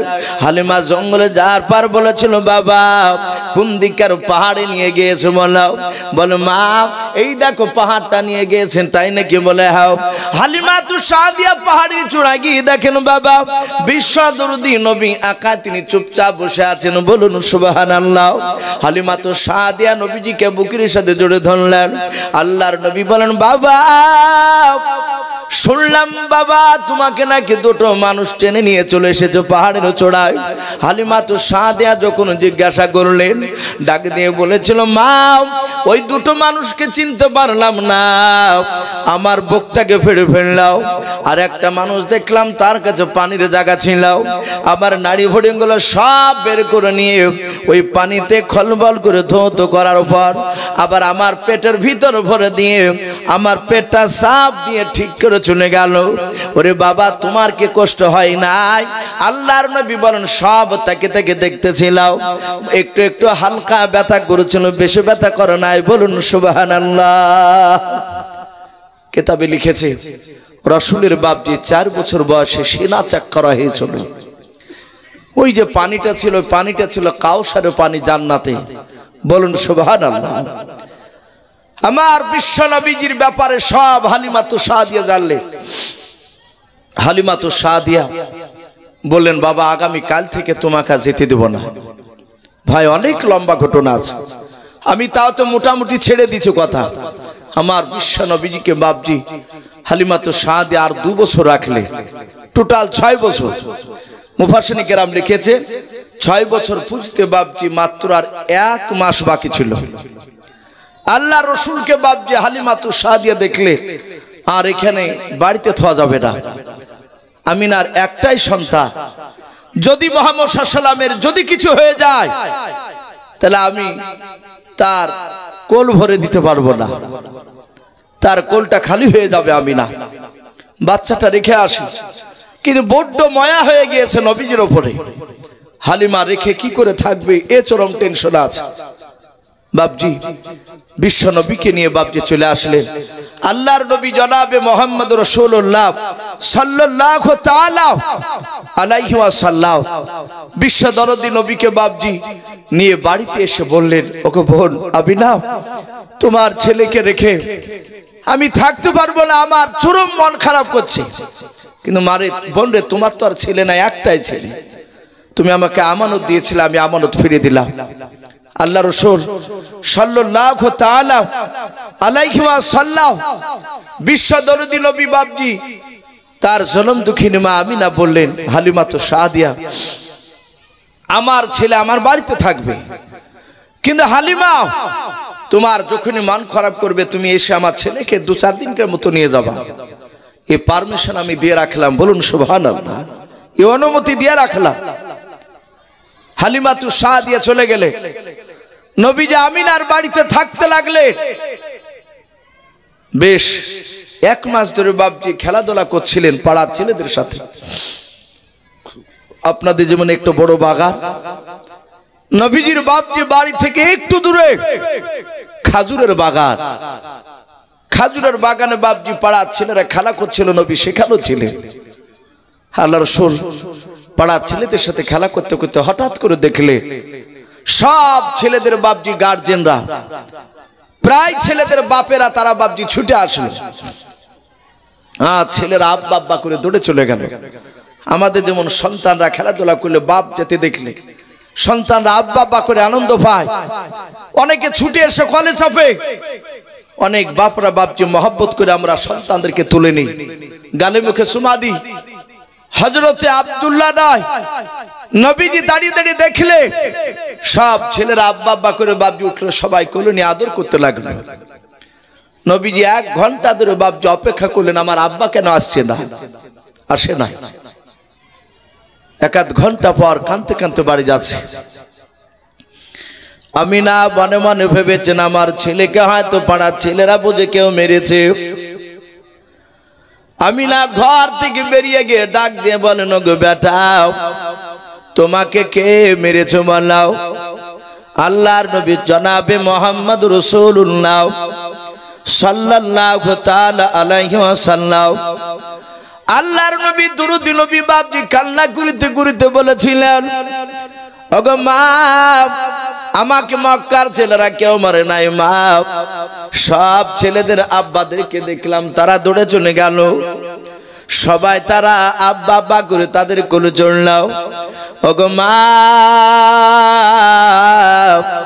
আমার 6 বছর হতে চলল মা, আজ পর্যন্ত আমি আমার আব্বাকে দেখতে পেলাম না। হালিমা তো সাদিয়া এত ভালোবাসা দিয়েছিলেন, বাপের কথা একেবারে ভুলে গিয়েছে। নবী বলেন, মা আব্বা কই? হালিমা তো সাদিয়া নয়, আমিনা মনে মনে ভাবছে, আমি এই মুহূর্তে যদি বলি তোমার আব্বা মারা গিয়েছে তাহলে ছেলে খুব আঘাত পাবে, তাই একটু কৌশল করে কথাটা বললেন, বাপরে তোমার আব্বা তোমার নানার দেশে গিয়েছে ব্যবসা করতে, আসেনি, ওই যে সিরিয়া ব্যবসা করতে গিয়েছিল। একটু কৌশল করে কথাটা বুঝাতে চাইলে। আমিনার উদ্দেশ্য ছিল যে আমার বাপ মার কাছে নিয়ে গেলে, সন্তান আমার ছেলেকে নিয়ে গেলে তার নানা নানির মহব্বত এমনই দিবে, নানা নানির ভালোবাসাতে তার আব্বার কথা ভুলে যাবে। বলুন সুবহানাল্লাহ। হাদিসে এসেছে, আপনার বাড়িতে যদি বাপজি মেয়ের ছেলেরা আসে কিংবা মেয়েরা লাতি লাতিনি যদি আসে বিটির তরফে, আপনার বেটারও নাতি নাতনি আছে, আপনি বাজার থেকে কোনো জিনিস নিয়ে আসলে আগে বেটার ছেলের আগে দিবেন না, আপনার মেয়ের ছেলেদের আগে দিবেন যদি আপনার বাড়িতে থাকে। আল্লাহ রাসূল নাতিদেরকে খুব ভালোবেসেছিলেন। আর আমাদের এক শ্রেণীর কিছু গোড়া লোক থাকে, ওরা আবার দেখা যায় বেটার ছেলেকে বেশি ভালোবাসে, বিটিটা থাকলে ওকে পরে দেয়। যদি বলে কি ব্যাপার ওকে দিছ না, বলে ও আমাকে খাটলি ধরবে নাকি, আমার ছেলে আমার খাটলিটা আগে ধরবে, এ যুক্তি খাড়া করে। কিন্তু না, আপনার বিটির ছেলে মেয়ে তো কয়েকদিন কার জন্য এসেছে বেড়াতে, ও তো চলে যাবে। আর আপনার ছেলের ছেলে ও তো সব সময়তে আপনার কাছে থাকবে, আপনার কাছে মহব্বত সে বেশি পাবে। কিন্তু বিটির ছেলে মেয়ে আসলে তাকে একটু মহব্বত বেশি করা দরকার। আমিরা মনে মনে ভাবলেন হয়তো মহব্বতে ভুলে যাবে, তাই বলল বাবা তোমার আব্বা নানা দেশে গিয়েছে। বলে মা আমি এখনই যাব, আমি নানার দেশে এখনই যাব। বলো বাবা তোমার আব্বা যাওয়ার পর থেকে তোমার দাদার বিনা অনুমতিতে কোথাও যাই না, বলুন সুবহানাল্লাহ। তোমার দাদার কাছে অনুমতি লাগবে। বলো মা আমি ঘরে বসলাম, তাড়াতাড়ি দাদার কাছ থেকে অনুমতি নিয়ে এসো। আমিরা গিয়ে বলেন আব্বা হঠাৎ করে আপনার নাতি আব্বাকে দেখবো বলে বাহানা খুঁজেছি, জুড়েছে আব্বা কই, তাই বলছে তা একটু বাহানা করে বলেছি যে তোমার নানার দেশে গিয়েছে ব্যবসা করতে, আসেনি, মারা গেছে কথা বলিনি। যদি কিছু মনে না করে আমাকে 2-4 দিনকার মতো অনুমতি দিলে আমি আমার আব্বার বাড়িতে নিয়ে গিয়ে আপনার নাতিকে তা নানা নানির মহব্বত দিয়ে তার আব্বার কথাটা ভুলে নিয়ে আসতাম। আব্দুল মুত্তালিব হাকিমা কিছু না বলে উনি হাওয়া করে কান্না করতে লাগলেন। আমিনা ডাক দিয়ে বলেছিলেন আব্বা আপনি মানা করলেন না, যেতে বললেন না, কেন কান্না করেছেন? আমার দিকে চেয়ে চেয়ে বলেন। হযরতে আব্দুল মুত্তালিব ডাক দিয়ে বলেছিল আমিনা যেই দিনকে তোমার স্বামী আব্দুল্লাহর ভাইরাও সিরিয়ায় নিয়ে যাওয়ার জন্য আমার কাছে অনুমতি চাইতে এসেছিল, ওগো আব্বা অনুমতি দেন, আব্দুল্লাহকে সিরিয়ায় ব্যবসা করতে নিয়ে যাব। ওরে মা ওই দিন আমার বুকের ভিতরটা একটু চমকে উঠেছিল। আমার মনে হয় আব্দুল্লাহ সিরিয়া যেদিন চলে যাবে আর ঘুরে আসবে না, ওটাই বলেছিলাম। ওরে মা আমিনা তুমি যখন অনুমতি চাইলাও আমার বুকের ভিতরটা চমকে উঠলো সেদিনকার মতো। আমার মনে হয় ও আমিনা তুমি তোমার আব্বার দেশে চলে গেলে তোমার স্বামীর মতো হয় তার জিন্দা ফিরে আসবে না। মারে এই জন্য আমি কাঁদছি। আমিনা বুঝতে পারলেন যেতে দিবে না, উনি থাকতে লাগলেন। বাড়িতে এসে বললেন বাবা তোমার দাদা অনুমতি দিল না। বলে দাদা দিল না? বলে না। নবী আরো কাঁদতে লাগলেন। আব্দুল মুত্তালিব মনে মনে ভাবলেন আমি আমিনাকে বারণ করে মনে হয় ভুল করেছি, আমি যাই, আমি আমিনাকে ডাকি। আবার আব্দুল মুত্তালিব ডাকছেন আমিনা, এই আমিনা। আমিনা বললেন আব্বাজি ডাকছেন? বলে হ্যাঁ। বলে মারে আমি ভুল করেছিলাম, তোমাকে বারণ করে তুমি যাও, কিন্তু তুমি তো ভালো জানো যে আব্দুল্লাহ ইন্তেকাল করার পরে আমি আর থাকতে পারি না তোমাকে না দেখলে।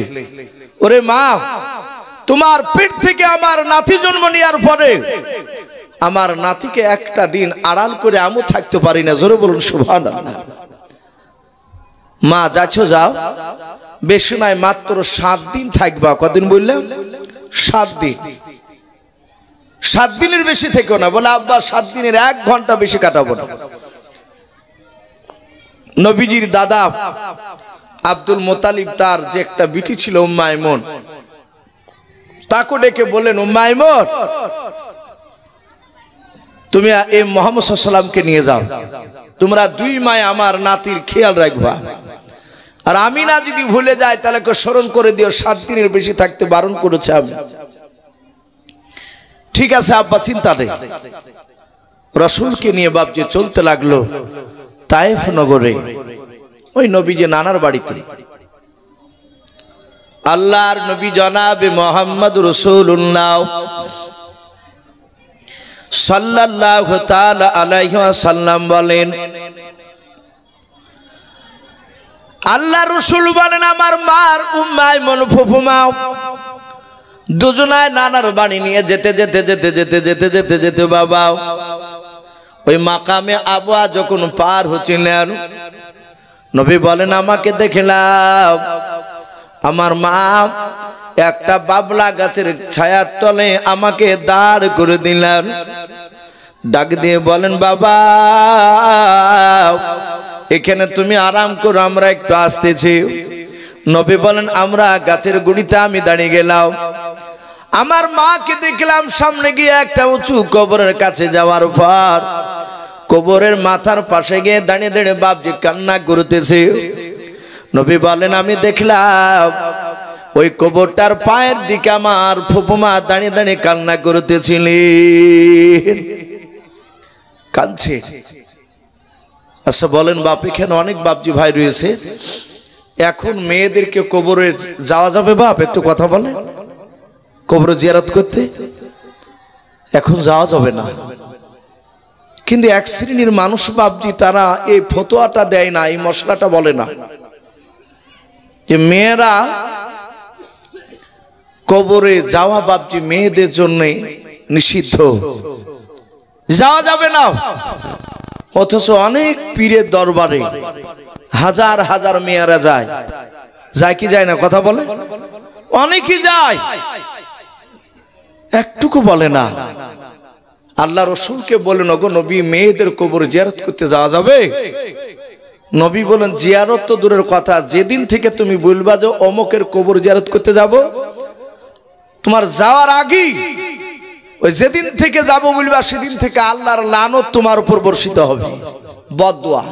আল্লাহ মেয়েদেরকে বাপজি কবরস্থানে যেতে নেই, কবর জিয়ারত করতে যেতে নাই, বেটা ছেলে যাবেন যান।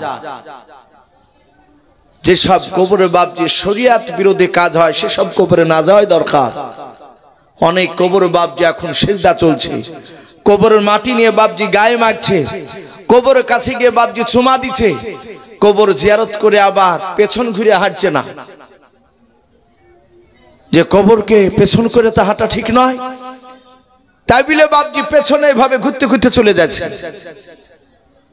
এখন এক শ্রেণীর মানুষ এগুলোকে বাপজি বলতে গেলে আবার খারাপ মনে করছে না। কবর কোন ওলির কবর বাপজি জিয়ারত করা হারাম নয়। বড় বড় বুজুর্গ আল্লাহওয়ালাদের কবর আপনি জিয়ারত করতে যাবেন, অসুবিধা নেই, কিন্তু আপনি শরিয়াত অনুযায়ী কবর জিয়ারত করুন। আপনি কেন ওই কবরে যে চুমা দিবেন, কবর মাটি নিয়ে গায়ে মাখবেন, এসবগুলো বাপজি শরিয়াতে পুরো হারাম। আপনি গিয়ে তার কাছে গিয়ে জিয়ারত করে বলুন, আল্লাহ এই ওলিটা বড় বুজুর্গ ছিল, তুমি এই ওলির মতো আমাকে বুজুর্গ বানিয়ে দিও। হে আল্লাহ, আমি যেন কোরআন সুন্নাত মোতাবিক যেন চলতে পারে সেই তৌফিক দিও। আপনি গিয়ে সেখানে বলতে পারেন এই ব্যক্তি এত বুজুর্গ ছিল, আল্লাহওয়ালা ছিল। তাই বলে কবরের কাছে গিয়ে বাপজি পীরের কাছে আবার কিছু চাই না যাবে না, এগুলো বাপজি খুব সাবধান। এক শ্রেণীর আলেমরা জানছে এটা অন্যায়, তবু বাপজি বলে না, বললে হয়তো সেসব জায়গা তার ডাকবে না তাকে। বাপজি আমার সোনা লালেরা, কিন্তু সেই সময় তখন কবরে যাওয়া মেয়েদের বাপজি নিষিদ্ধ তখন হয়নি, কারণ নবীর উপর তখন তো কোরআন নাজিল হয়নি। চলে যাচ্ছে আব্দুল্লাহ হযরতে বিশ্বনবী জনাবে মুহাম্মদ রাসূলুল্লাহ সাল্লাল্লাহু তাআলা আলাইহি ওয়াসাল্লাম বলেন, তারা দুজনাই কবরটার কাছে খুব কাঁদলো। অনেকক্ষণ ধরে কাঁদার পর আবার চলে আসলো, এসে তারা আমার হাত দুখানা ধরে আবার টেনে নিয়ে চলে গেল। নিয়ে যাওয়ার পরে ওইখানে নানার বাড়িতে যাহাতে পৌঁছালাম, আর গোটা তাইফ নগরের বাসিন্দারা তারা শুনতে পেয়েছে আমিনা তার সন্তানকে নিয়ে এসেছে। এত সুন্দর লোকেরা বাপজি রাসূলুল্লাহকে দেখার জন্য ভিড় জমালো। গ্রামের লোকেরা বলল, এইভাবে সবাই জান ভরে দেখা যাবে না, একদিন করে আমরা দাওয়াত দিব মেহমান স্বরূপ, তার মেহমানদারি করব, তার যার বাড়িতে থাকবে তারাই জান ভরে দেখবে। আল্লাহ রসুলকে বাপজি দাওয়াত দিতে লাগলো তার মাকে নবীকে দেখার জন্য। এই দেখতে দেখতে দেখতে দিনের পর দিন এইভাবে করতে করতে 7 দিন পার হয়ে 30 দিন বাপজি পার হতে চললো। বলুন সুবহানাল্লাহ। কদিন বললাম? 30 দিন হতে চলেছে, পার হয়নি তো কোনো। হঠাৎ করে উম্মে আইমনের মনে পড়ে গিয়েছে, ওই তো 7 দিনের বেশি থাকতে মানা করেছিল। আমিনাকে বলে, আমিনা তোমার শ্বশুর মশাই তো 7 দিন বলেছিল, গনে রেখেছো? আজ 30 দিন হতে চললো। বলে, না তো বোন, ও তো ভুলেই গিয়েছিলাম। তাহলে আমার শ্বশুর মশাই খুব কান্না করছে তার নাতির জন্য, আর থাকা যাবে না, এক্ষুনি চলো। আল্লাহ রসুল বললেন, ওগো মা, ওগো ফুপুমা, আমার আব্বা কই? আমিনা বললে, আমরা অন্য রাস্তা দিয়ে এসেছে, তোমার আব্বার নিজের বাড়িতে চলে গিয়েছে।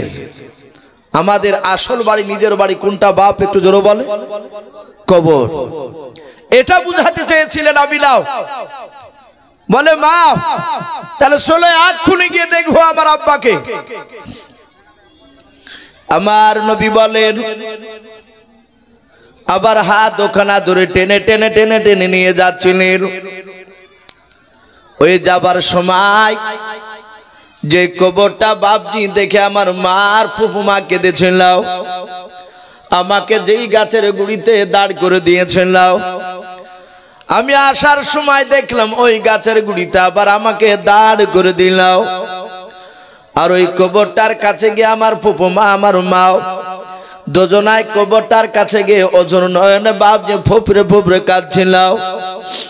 অনেকক্ষণ ধরে কান্নাকাটি করার পর আবার আমার হাত দুখানা ধরে নিয়ে আমাকে টেনে নিয়ে চলে যেতে লাগলো আমার নবী জনাবে মোহাম্মদ রাসূলুল্লাহ সাল্লাল্লাহু তাআলা আলাইহি ওয়াসাল্লাম। নবী বলেন, অনেকটা দূরে চলে আসার পর আমার নবীজি একবার বললেন, ওগো মা আমিনা, তাড়াতাড়ি বলো ওই কবরটা দেখে যে কান্না করেছিল, কবরটা কার? আল্লাহ রাসূলের মা আমিনা কোনো উত্তর দেয় নাই। হযরত নবী আমিনার হাতখানা ধরে ছেড়ে দিয়ে বাবা উম্মে আইমনের হাত ওখানা ধরে আর বলে, গো ফুমা তাড়াতাড়ি বলো ওই কবরটা কার? কবর দেখে কেন কান্না করেছিল বলো। ফুপুমা বাপজি কোনো কথা বলে না, শুধু কাঁদা আর হেঁটে যায়। আমিনা কোনো কথা বলে না, শুধু কাঁদা আর হেঁটে যায়। একবার আমিনার কাছে যায় আর একবার বাপজি উম্মে আইমনের কাছে দৌড়ে যায়। দুজনায় কাঁদে, কেউ কিন্তু বাপজি কবরটার নাম বলে না। আল্লাহর নবী জনাবে মোহাম্মদ রাসূলুল্লাহ সাল্লাল্লাহু তাআলা আলাইহি ওয়াসাল্লাম নবী দরুদে নবী আমার অনেকটা দূর আসার পর আমিনার পা দুখানা জুড়ে জুড়ে কেঁদে কেঁদে বলেছিলেন, গো মা আর বলতে হবে না, বুঝতে পেরেছে আমার মনে হয় ওই কবরটা আমার আব্বা জানের কবর। জোরে বলুন সুবহানাল্লাহ।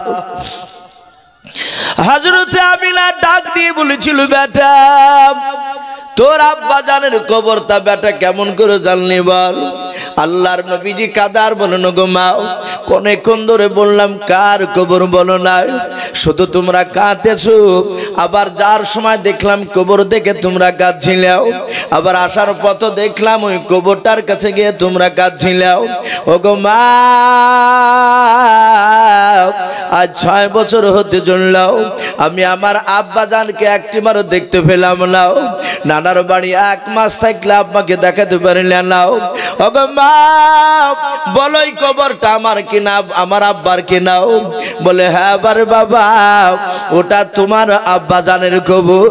আল্লাহর নবী জনাবে মোহাম্মদ রাসূলুল্লাহ সাল্লাল্লাহু তাআলা আলাইহি ওয়াসাল্লাম 6 বছরের শিশু বাচ্চা নবী আমার ডাক দিয়ে বলেছিলেন, গো মা তুমি কেন আমাকে ভুললে নাও? আমিও তোমাদের সাথে গিয়ে আব্বার কবরটা আমি জিয়ারত করে দাও। ও গো মা আমি এখনই আব্বার কাছে যাব। আমার আব্বা আমাকে কেন আড়াল করে কবরে শুয়ে আছে? আল্লাহর দরুদে নবীজির মা ডাক দিয়ে বলল, ওরে বাবা শুনে নাও, তোমার দাদা তোমার জন্য কান্না করতেছে। ওরে আমার বাবা শোনো, আর দেরি করা যাবে না, চলো চলো তাড়াতাড়ি চলো নদী নিয়ে আসবো। নবী বলেন মা আমি আব্বার কবর না জিয়ারত করে বাড়ি যাব না। উম্মে আইমন ডাক দিয়ে বলল রে বোন আমিনা তোমার ছেলে এত কান্না করতেছে, দেরি তো হয়েছে, আর দেরি হোক কোনো চিন্তা নাই, চলো তোমরা ফিরে গিয়ে আমি তোমার ছেলেকে নিয়ে গিয়াও, তুমিও সাথে চলো, আমরা দুই বোন নিয়ে গিয়ে তোমার ছেলের আমরা কি করব, তোমার স্বামীর কবর জিয়ারতটা করে নিয়ে আসবো। এমনই তো দেরি হয়ে গিয়েছে, চলো যা বলবে বলবে। আল্লাহ রসুলকে নিয়ে বাপজি যেতে শুরু করে দিলেন। দরদি নবীকে অনেকটা দূর চলে নিয়ে যাওয়ার পর হযরত হালিমা তো সাদিয়া নয়, হযরত আমিনা ডাক দিয়ে বললেন ওরে বেটা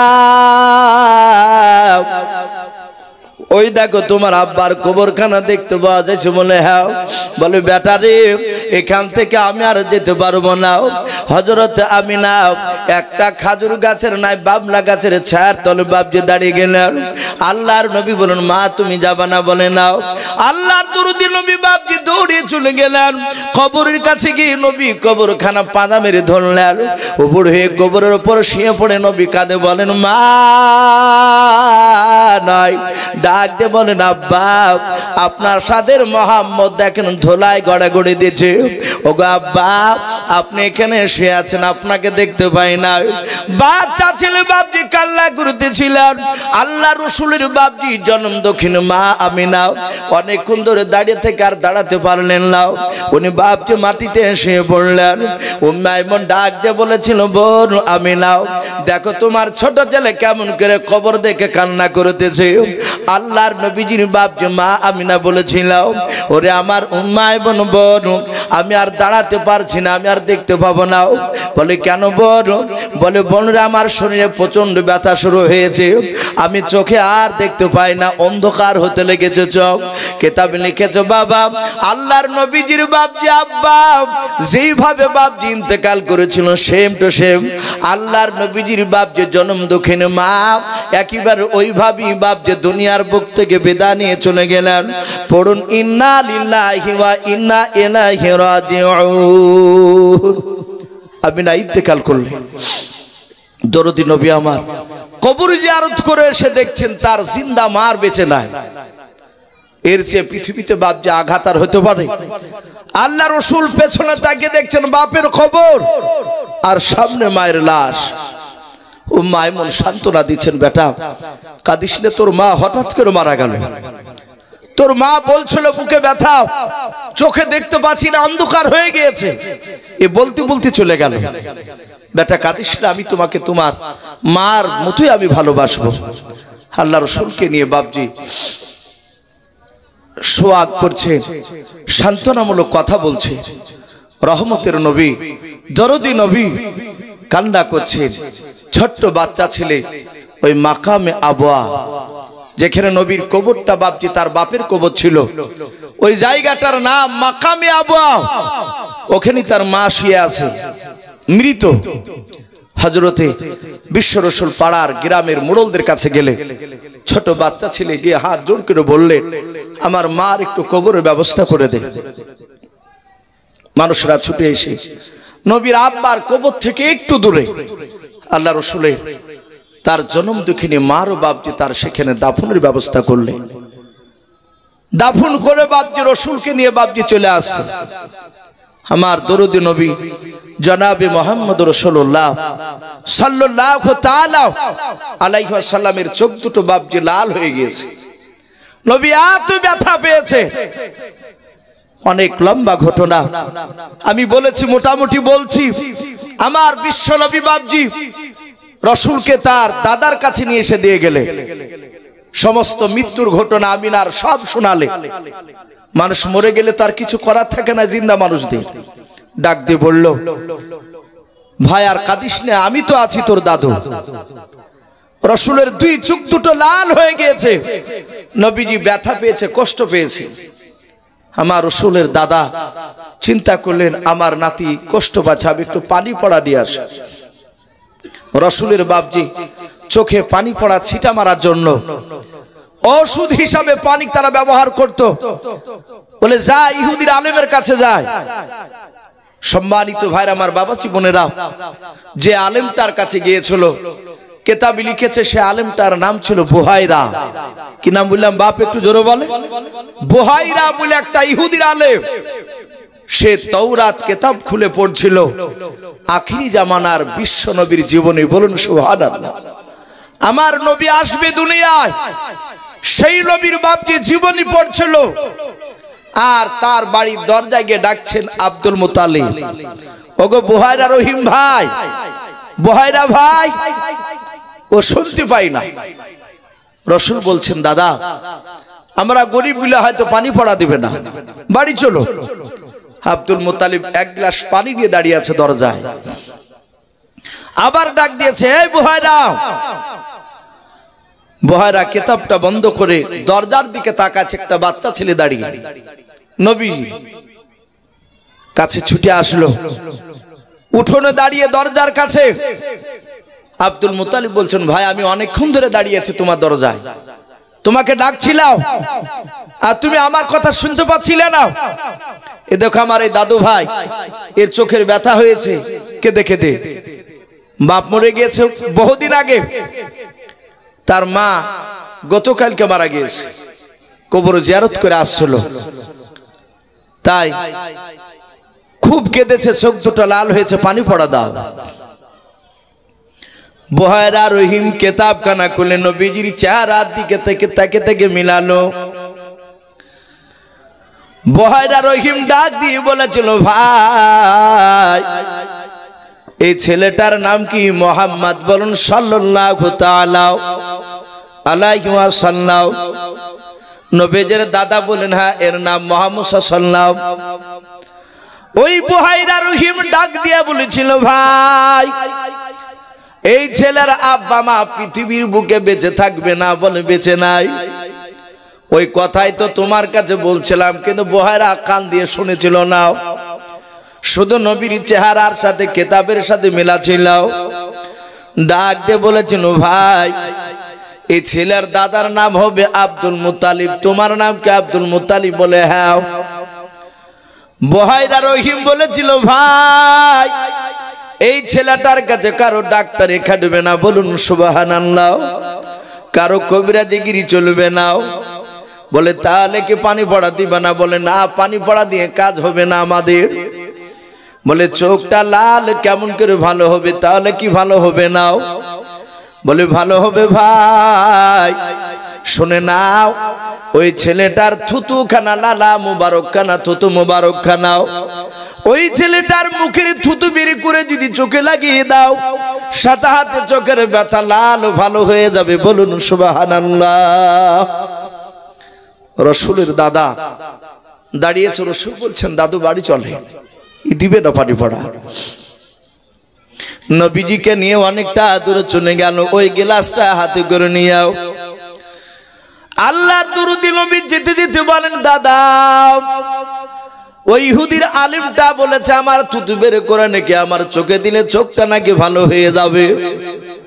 ওগো দাদু ভাই, একটু পরীক্ষা করে তুমি দেখো আমার থুতু দিয়ে আমার চোখের লালটা ভালো হয় কিনাও। আল্লাহ রসুলের বাপজি থুতু মুবারক খানা বের করে বাপজি আব্দুল মুতালিব বলেন, শুধু লাগাতে দেরি, ভালো হতে দেরি লাগে নাই। বলুন সুবহানাল্লাহ। যাহাতে এক চোখে লাগিয়ে দিলাম, সাথে দেখলাম নবীর দুই চোখের লাল একসঙ্গে ভালো হয়ে গেল। বলুন সুবহানাল্লাহ। আল্লাহ রসুল আমিনার বাড়িতে বাপজি নয়, আব্দুল মুতালিবের কাছে বড় হতে লাগলেন। রসুল আস্তে আস্তে আস্তে আস্তে বাপজি 8 বছর বয়স হলো। নবীজির দাদা আব্দুল মুতালিব একেবারে বৃদ্ধ হয়ে গিয়েছে। আব্দুল্লাহ নবীজির বাপজি আপনার দাদিমা তার আগে মারা গিয়েছে। আব্দুল মুতালিব বৃদ্ধ হওয়ার আগে আমার বিশ্ব নবী দরুদি নবী জনাবে মোহাম্মদ রাসূলুল্লাহ সাল্লাল্লাহু তাআলা আলাইহি ওয়াসাল্লাম তার দাদু দুনিয়ার বুক থেকে বিদায় নিয়ে চলে যাবে। তাই আব্দুল মুতালিবের বাপজি 9টা ছেলে বেঁচে আছে। আব্দুল্লাহ তো ইন্তেকাল করে গিয়েছে। তাই সকালবেলায় বাপজি সব ছেলেদেরকে বাপজি ডাকলে, ছেলেদেরকে ডাকার পরে সকালবেলায় বাপজি বসে রেখেছে আব্দুল মুতালিব তার নাতিকে যে কোনো একটা ছেলের কিনারা লেগে দেবে যে আমি বেশি দিন বাঁচবো না, আমার মৃত্যুর পরে এই ছেলেটাকে অমুক ছেলে তুমি দেখবা না। আব্দুল মুতালিবের বাপজি উদ্দেশ্য ছিল হযরত আব্বাস বলে একটা নবীর চাচা ছিল, উনি পরে ইসলাম গ্রহণ করেছিলেন। এই আব্বাস রাদিয়াল্লাহু তাআলা আনহু তিনি টাকা পয়সাওয়ালা মানুষ ছিলেন সে সময়। সব ভাইদের মধ্যে থেকে আব্বাস তিনি একটু মোটামুটি একটু ভালো ছিলেন। আবু তালিব অত টাকা পয়সাওয়ালা মানুষ ছিলেন না, খুব তার অর্থর পরিকাঠামো খুব ভালো ছিল না, খেটে খেটে কোন রকমে ব্যবসা করে তার দিনটা চলতো। আব্দুল মুতালিব বাপ যে কোলে করে নিয়ে দাঁড়িয়ে আছে, বলে দাদু ভাই আমি তোমার চাচাদের মধ্যে যে কোনো একটা চাচার আমি হাওলা করে দিতে চাই, কিনারায় করে দিতে চাই তোমার। আমার অবর্তমানে আমি যখন মারা যাব তোমার ওই চাচা তোমাকে ভালোবাসবে, দেখাশোনা করবে আমার মতো। আল্লাহ রাসূল বলেন দাদু আমাকে ছেড়ে দিন, নেমে দেন। জাহাত বাপজি কল থেকে নামে দিয়েছে, নবী আমার আব্বাসের কাছে দৌড়ে গেলেন। নাও দরদি নবী আমার দৌড়ে গিয়ে বাপজি আবু তালিবের কোলে চাপে গেলেন। যে আবু তালিব লোকটা নবীজিকে বাপজি সারা জীবন ভালোবেসেছিল, কিন্তু নবীজির ঈমান আনে নাই সে। এই আবু তালিব লোকটা মৃত্যুর পর জাহান্নামে তাকে যেতে হয়েছিল। ওই সে আবু তালিব বাপজি ডাক দিয়ে বলেছিল, বাবা ও ভাতিজা আমার কাছে বেশি থাকলে শুনে নাও, ভালো মন্দ খাবার খেতে বাবা নাও, আমার কাছে থাকলে দামি দামি পোশাক পরতে বাবা নাও। ওগো বাবা ওই দেখো তোমার আব্বাস চাচা টাকা পয়সা লোক, তার কাছে চলে যাও, ওর কাছে গেলে দামি দামি পোশাক পরতে বাবা, দামি দামি খাবার খেতে বাবা। নবী বলেন চাচা আবু তালিব আপনি যা খাবেন তাই খেয়ে আমি খুশি থাকবো, বলুন সুবহানাল্লাহ। চাচা গো সারা দিন যদি আপনি 3 বেলা খাবার না দিতে পারেন, 1 বেলা দিলে আমি খুশি আছি। ও বাপজি ভাইরাও, আল্লাহর নবীজি 3টা বেশি দোয়া করতেন ছোট থেকে। নবী আমার দোয়া করতেন, আল্লাহ যতদিন তুমি বেঁচে রাখবাও ততদিন তুমি আমাকে গরিবে হালাতে বেঁচে রাখবাও। আল্লাহর নবী 2 নাম্বার বেশি বেশি দোয়া করতেন, আল্লাহ তুমি যেদিন আমাকে মওত দেবাও সেদিন আমাকে গরিবে হালাতে তুমি মওত দিও। 3 নাম্বার নবীজি দোয়া করতেন, আল্লাহ যেদিন তুমি কবর থেকে তুমি উত্থাপিত করবাও, কবর থেকে যেদিন কিয়ামতের ময়দানে তুমি আমাকে তুলবাও, ওগো মাওলা তুমি আমাকে বড় লোকের কাতারে তুমি দাঁড় করায়ও না, তুমি কবর থেকে তুলে নিয়ে গিয়ে আমাকে গরিবের কাতারে দাঁড় করায়ও। জোরে বলুন সুবহানাল্লাহ।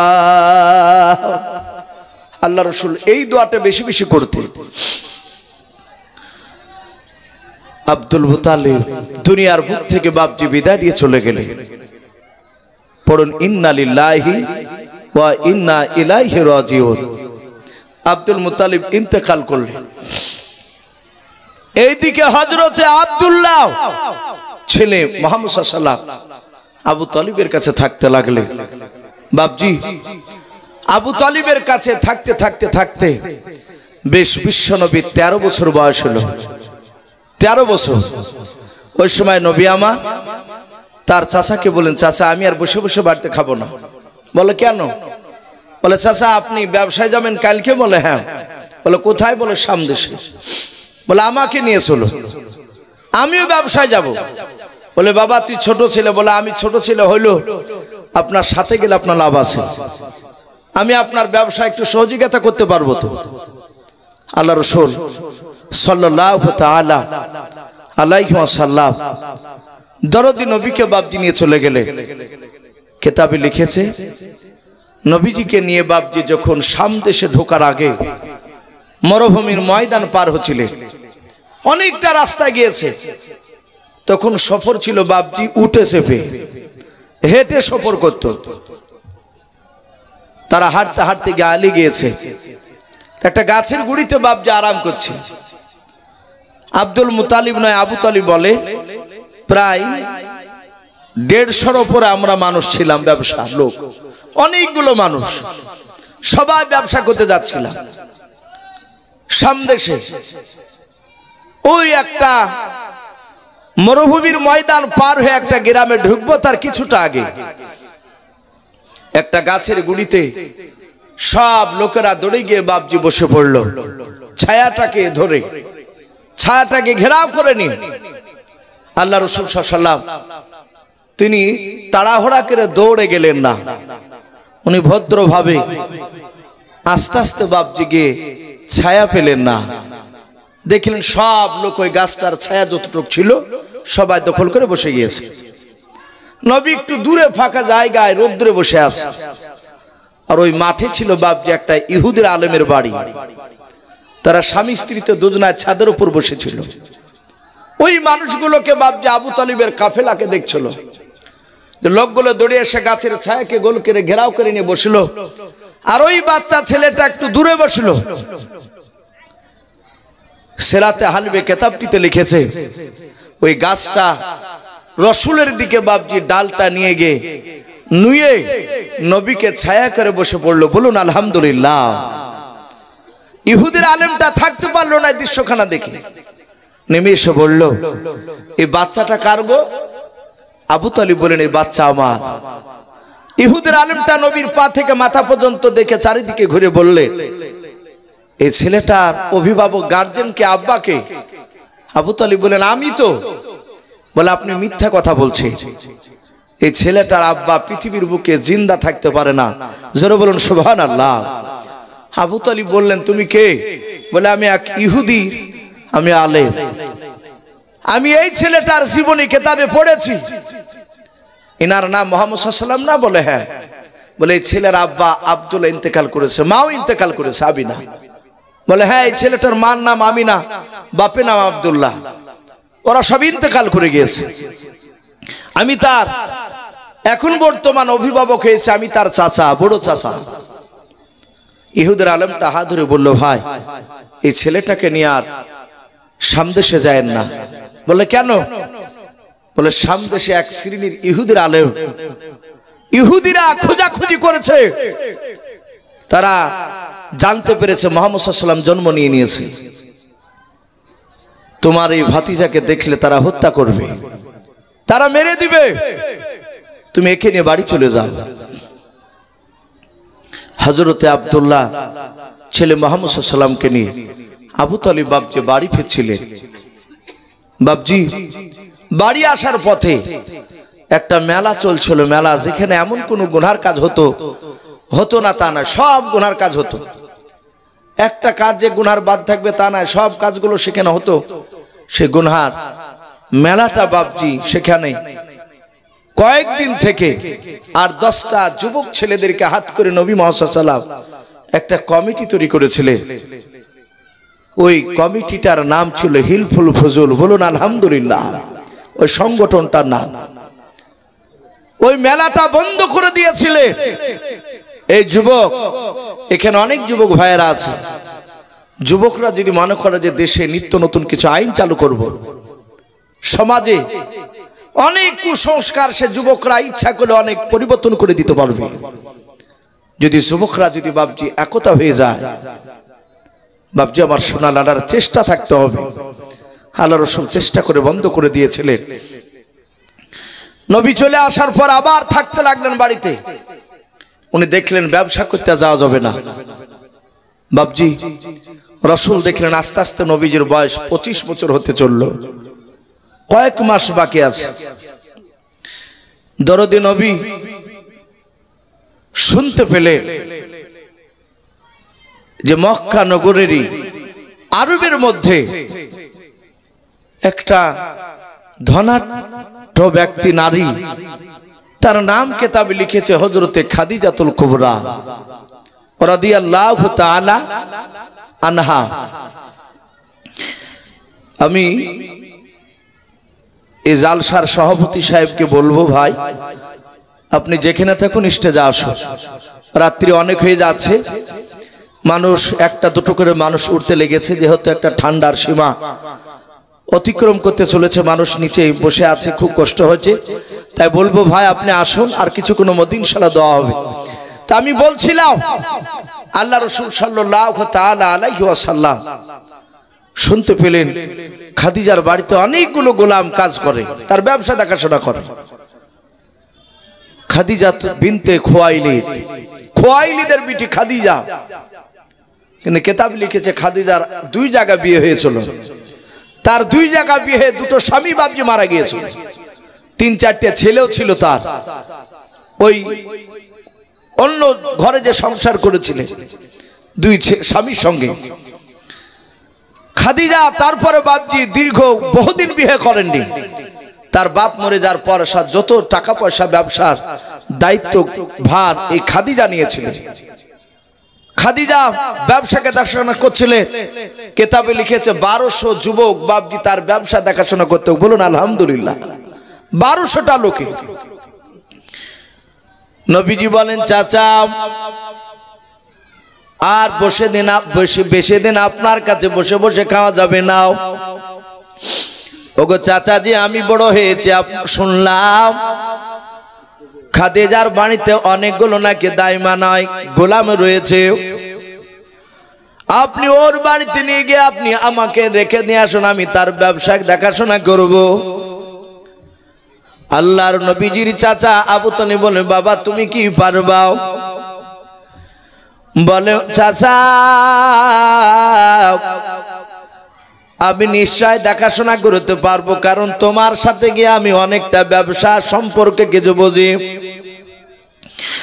আল্লাহ রাসূলের চাচা খাদিজার কাছে দিয়ে আলেন আমার খাদিজাতুল কুবরা রাদিয়াল্লাহু তাআলা আনহা। ও ভাই উঠেন না ভাই, বসেন, আর একটু বসেন।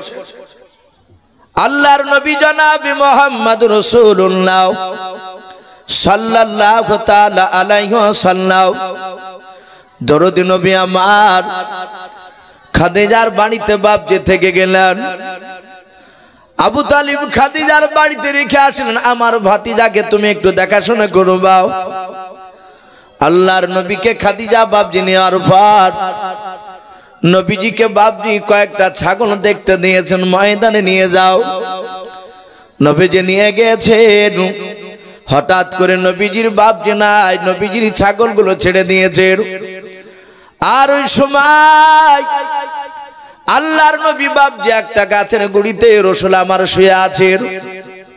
হঠাৎ করে খাদিজা দেখলেন মুসা নবীর মাথার 2 পাশে 2টো বড় সাপ দাঁড়িয়ে আছে। বলুন সুবহানাল্লাহ।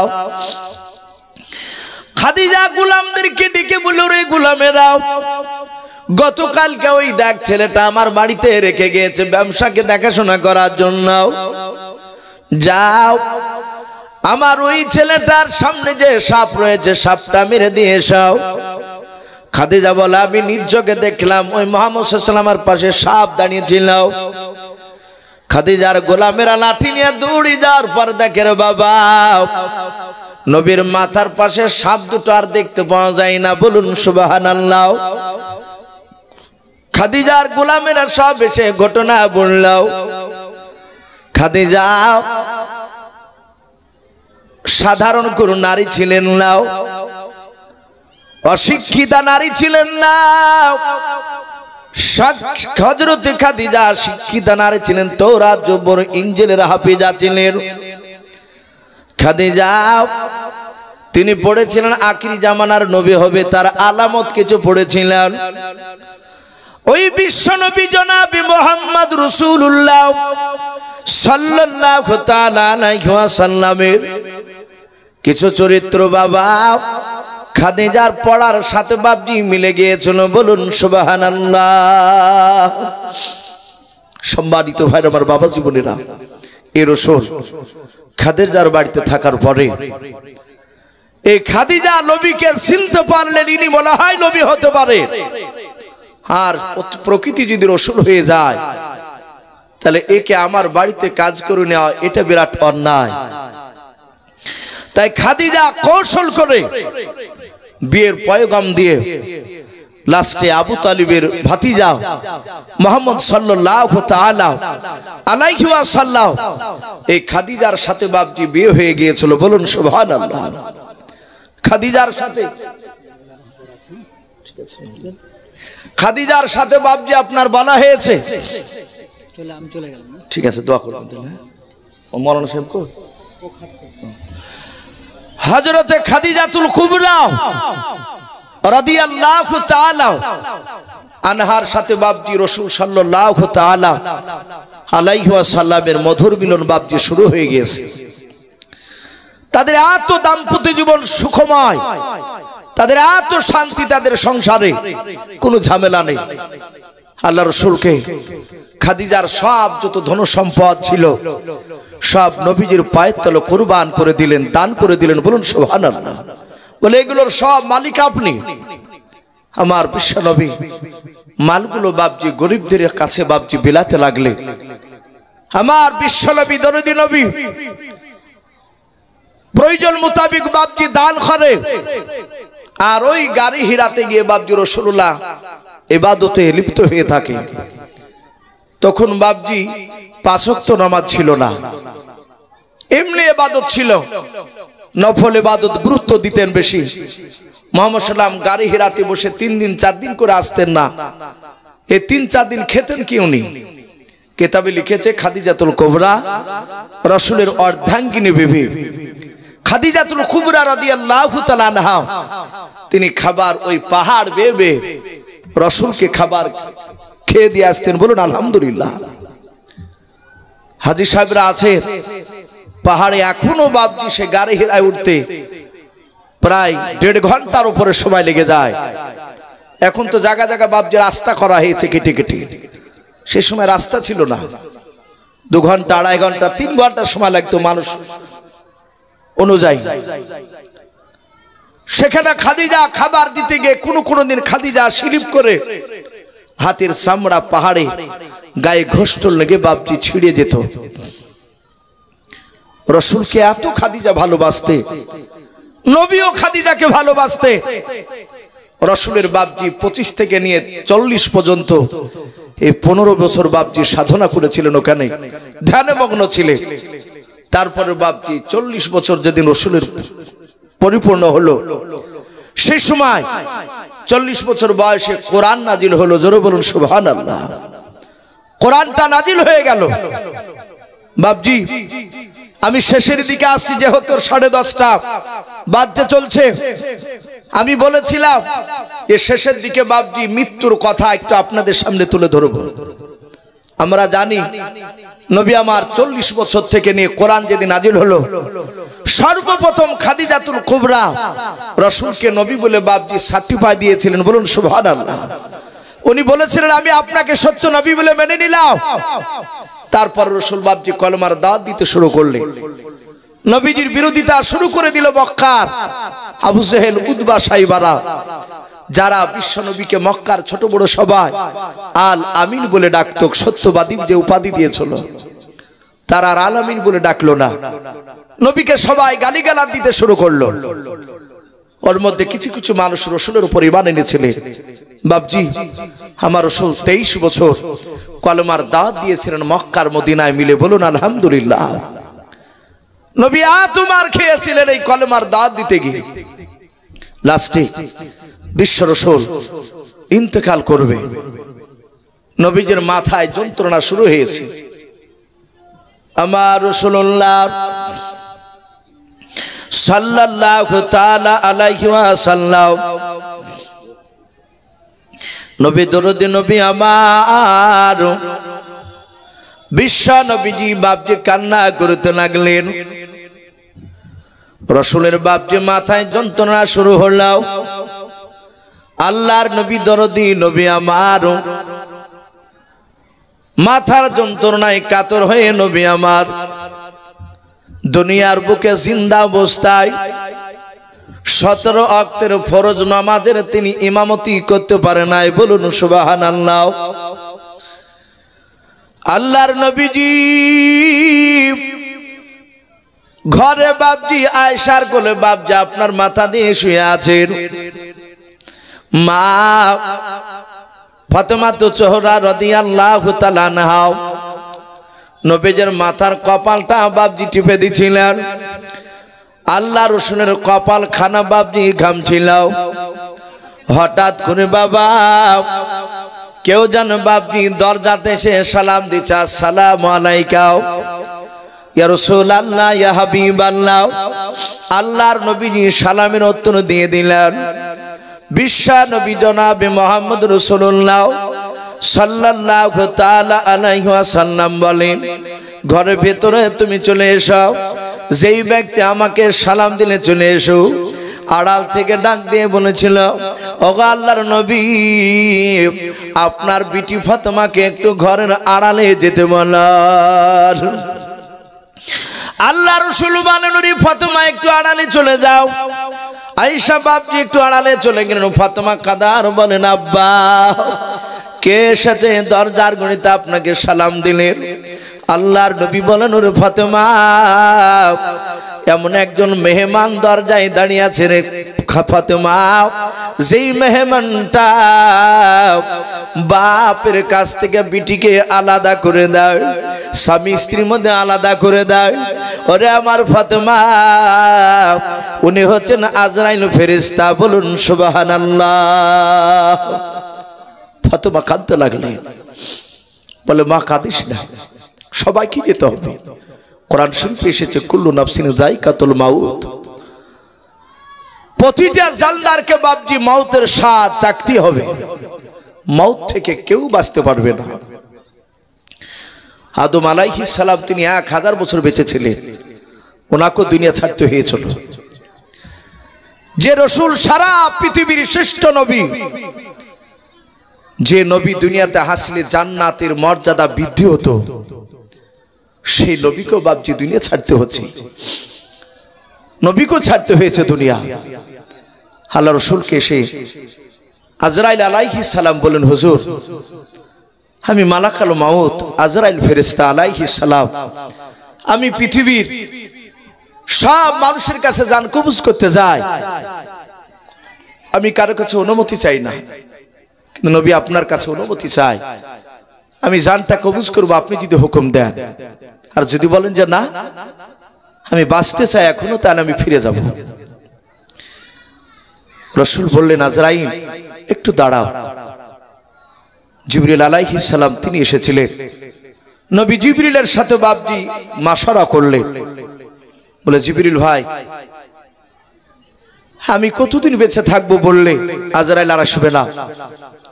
রাসূল বললেন, জিবরিল বলো। জিবরিল বলে, নবী গো, একটা উটের দেহতে যতটা পশম রয়েছে, সমস্ত পশম পরিমাণ এক একটা পশমের বিনিময়ে আপনি যদি বলেন যে আমি 5 বছর করে বাঁচবো কি 5000 বছর করে বাঁচবো, ওই পশম যতদিন আপনার পূর্ণ হয়ে যাবে, তত বছর পর পূর্ণ হওয়ার পরে আবার সে মালাকাল মাউত আপনার কাছে আসবে। বলে, মৃত্যু থেকে বাঁচা যাবে না? বলে না, মৃত্যুর স্বাদ চাকতে হবে।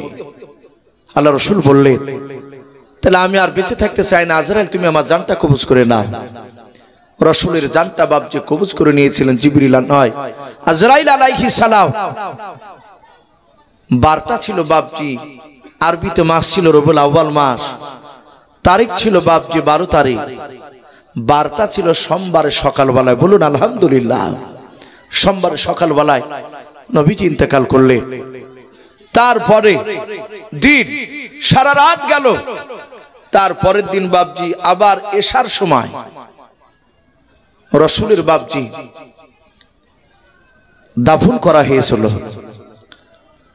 এখন প্রশ্ন হতে পারে, আল্লাহ রাসূলের জানাজা কে পড়িয়েছিল? আমরা অনেকে হয়তো জানি না। নবীজির জানাজার ইমাম বাপজি কেউ হতে পারেনি। বলুন আলহামদুলিল্লাহ। নবী তো সারা পৃথিবীর ইমাম, আবার এই নবীর আবাকে ইমাম হবে। সবাই আপন মনে বাপজি কয়েক দফা বাপজি জামাত হয়েছিল।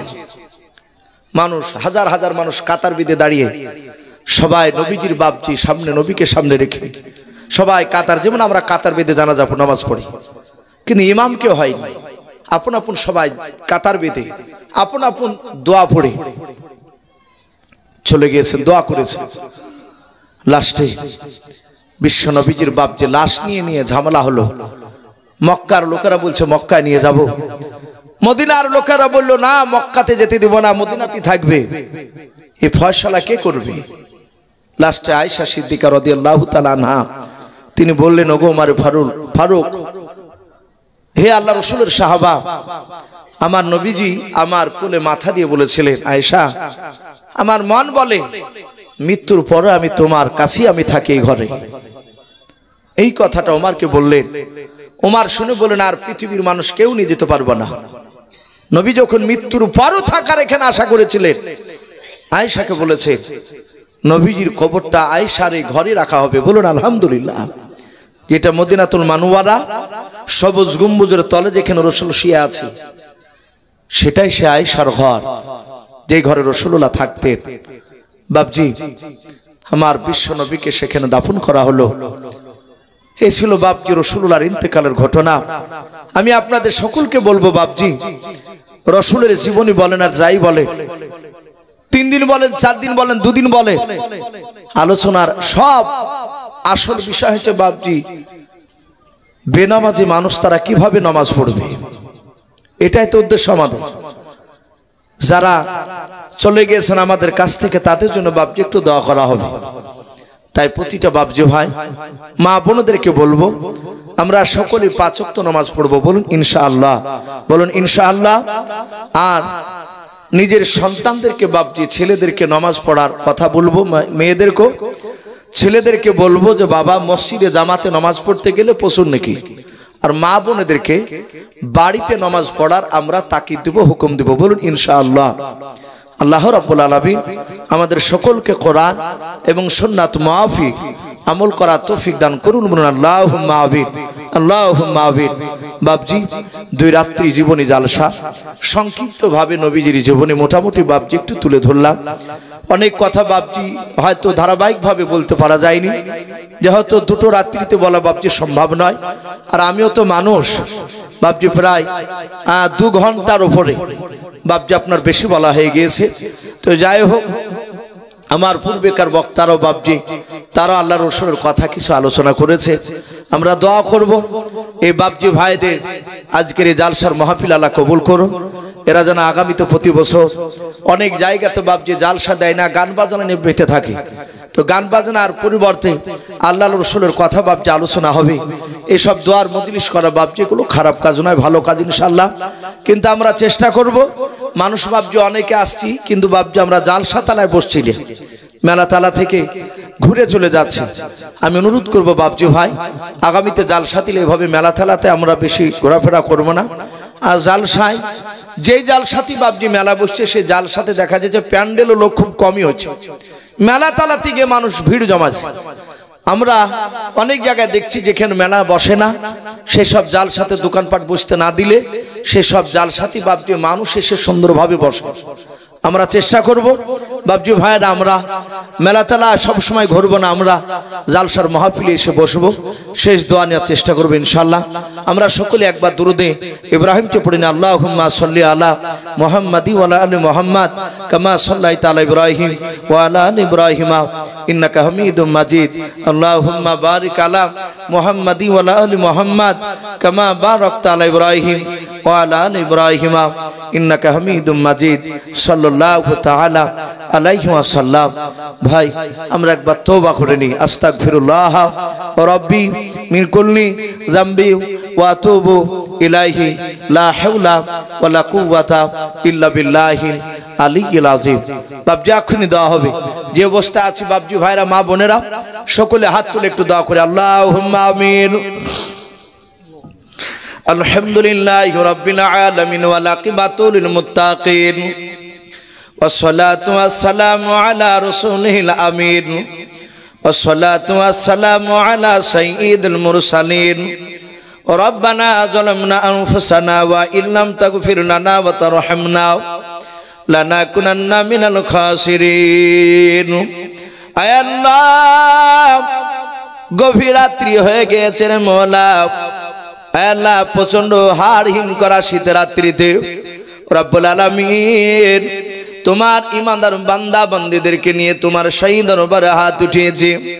আয় আল্লাহ, তুমি দা মেহেরবান করে আজকে পবিত্র জালসার মাহফিল তুমি কবুল করে নাও। মওলা রে, আমাদের ছোট বড় সকলের হাতগুলো তুমি ইমানদার হিসাবে তুমি কবুল করে নাও। আয় আল্লাহ, আমরা সকলেই গুনাহগার, খাকসার নাদান তোমার বান্দা। দিনের আলো রাত্রির অন্ধকার মওলা, সগীরা কাবিরা জানা অজানা ছোট বড় জাহিরি বাতিনি যাবতীয় গুনাহ করে ফেলেছি। আয় আল্লাহ, তুমি আমাদের সকলের জীবনের যাবতীয় গুনাহগুলো তুমি মাফ করে দাও। আয় আল্লাহ, আজকে 2 রাত্রি জালসা জীবনে ছিল, আজকে শেষ হয়ে গেল জীবনে মওলা। আয় আল্লাহ, তুমি দা মেহেরবান করে 2 রাত্রি জীবনে জালসা তুমি কবুল করে নাও রব্বুল আলামিন। আয় আল্লাহ, আলোচনা করতে গিয়ে যদি ভুল হয়ে যায় ক্ষমা করে দিয়ে আলোচনা বলা শোনা সব তুমি কবুল করে নাও। আয় আল্লাহ, এই জালসাতে দেখো বাপজি ভাইরা মা বোনেরা হাত তুলে আমিন আমিন করেছে রে মওলা। আয় আল্লাহ, যাদের আব্বা নাই মা নাই তাদের কবরে আযাবগুলো তুমি মাফ করে দাও। আয় আল্লাহ, আমাদের কার দাদা দাদি নানা নানি কার ছেলে মেয়ে আত্মীয় স্বজন আমাদের অনেকে চলে গিয়েছে। আয় আল্লাহ, তুমি তাদের সকলের কবরে আযাবগুলো তুমি মাফ করে দাও রব্বুল আলামিন। এই গ্রামে তুমি রহমত বর্ষণ করো। এই গ্রামের ছোট বড় যত মাইয়াত কবরবাসী হয়ে গিয়েছে সব কবরবাসীর মায়াতের কবরে আযাবগুলো তুমি মাফ করে দাও। আয় আল্লাহ, জালসার সভাপতিগণকে তুমি ইমানদার হিসাবে তুমি কবুল করে নাও। বক্তা শ্রোতা আল্লাহ, জালসার কমিটি ভাই সকলকে তুমি ইমানদার হিসাবে তুমি কবুল করে নাও। আয় আল্লাহ, এই গ্রামে তুমি রহমত বর্ষণ করো। এই গ্রামের প্রতিটা মানুষকে আসমানি বালা জমিনি বালা থেকে তুমি হেফাজত করো। এই গ্রামের বাহির থেকে যারা আমিন আমিন করেছে মওলা, আল্লাহ তুমি তাদের সকলকে মওলা যাবতীয় বিপদ থেকে তুমি হেফাজত করো। আয় আল্লাহ, ছোট বড় যারা আমিন আমিন করেছে সকলেই মওলা তুমি আমাদের সকলকে আসমানি বালা জমিনি বালা থেকে তুমি হেফাজত করো। আয় আল্লাহ, বাপজি ভাইদের ইমানটা হযরতে আবু বকর সিদ্দিক রাদিয়াল্লাহু তাআলা আনহুর মতো ইমান তুমি বানিয়ে দাও। পর্দার আড়াল থেকে মা বোনেরা আমিন আমিন করেছে মওলা, তুমি আমার সকল মা বোনের ইমানটা হযরত মা ফাতেমা জোহরা রাদিয়াল্লাহু তাআলা আনহার মতো ইমান তুমি বানিয়ে দাও। আয় আল্লাহ, এই দোয়াটুকু নবীর ওসিলা করে বলি কবুল করে নাও। সারা বিশ্বের মুসলমানকে তুমি হেফাজত করো, সারা বিশ্বের মাদ্রাসা মসজিদকে তুমি হেফাজত করো। আয় আল্লাহ, এই দোয়াটুকু নবীর ওসিলা করে বলি কবুল করে নাও। যত নবী রাসূল ওলিয়ান পাঠিয়েছো সকলে আর মশন তুমি পৌঁছিয়ে দাও। সুবহান রাব্বিকা রাব্বিল ইজ্জাতি আম্মা ইয়াসিফুন ওয়া সালামুন আলাল মুরসালিন ওয়ালহামদুলিল্লাহি রাব্বিল আলামিন। আসসালামু আলাইকুম ওয়া রাহমাতুল্লাহি ওয়া বারাকাতুহু। আসসালামু আলাইকুম। রণসাগর ঘাটকুলোপাড়ার পক্ষ থেকে 2 দিন ব্যাপী যে জালসা বা সিরাতুন নবীর আয়োজন করা হয়েছিল, আমাদের সামনে সম্মানিত উলামায়ে দ্বীন ওয়াইজিন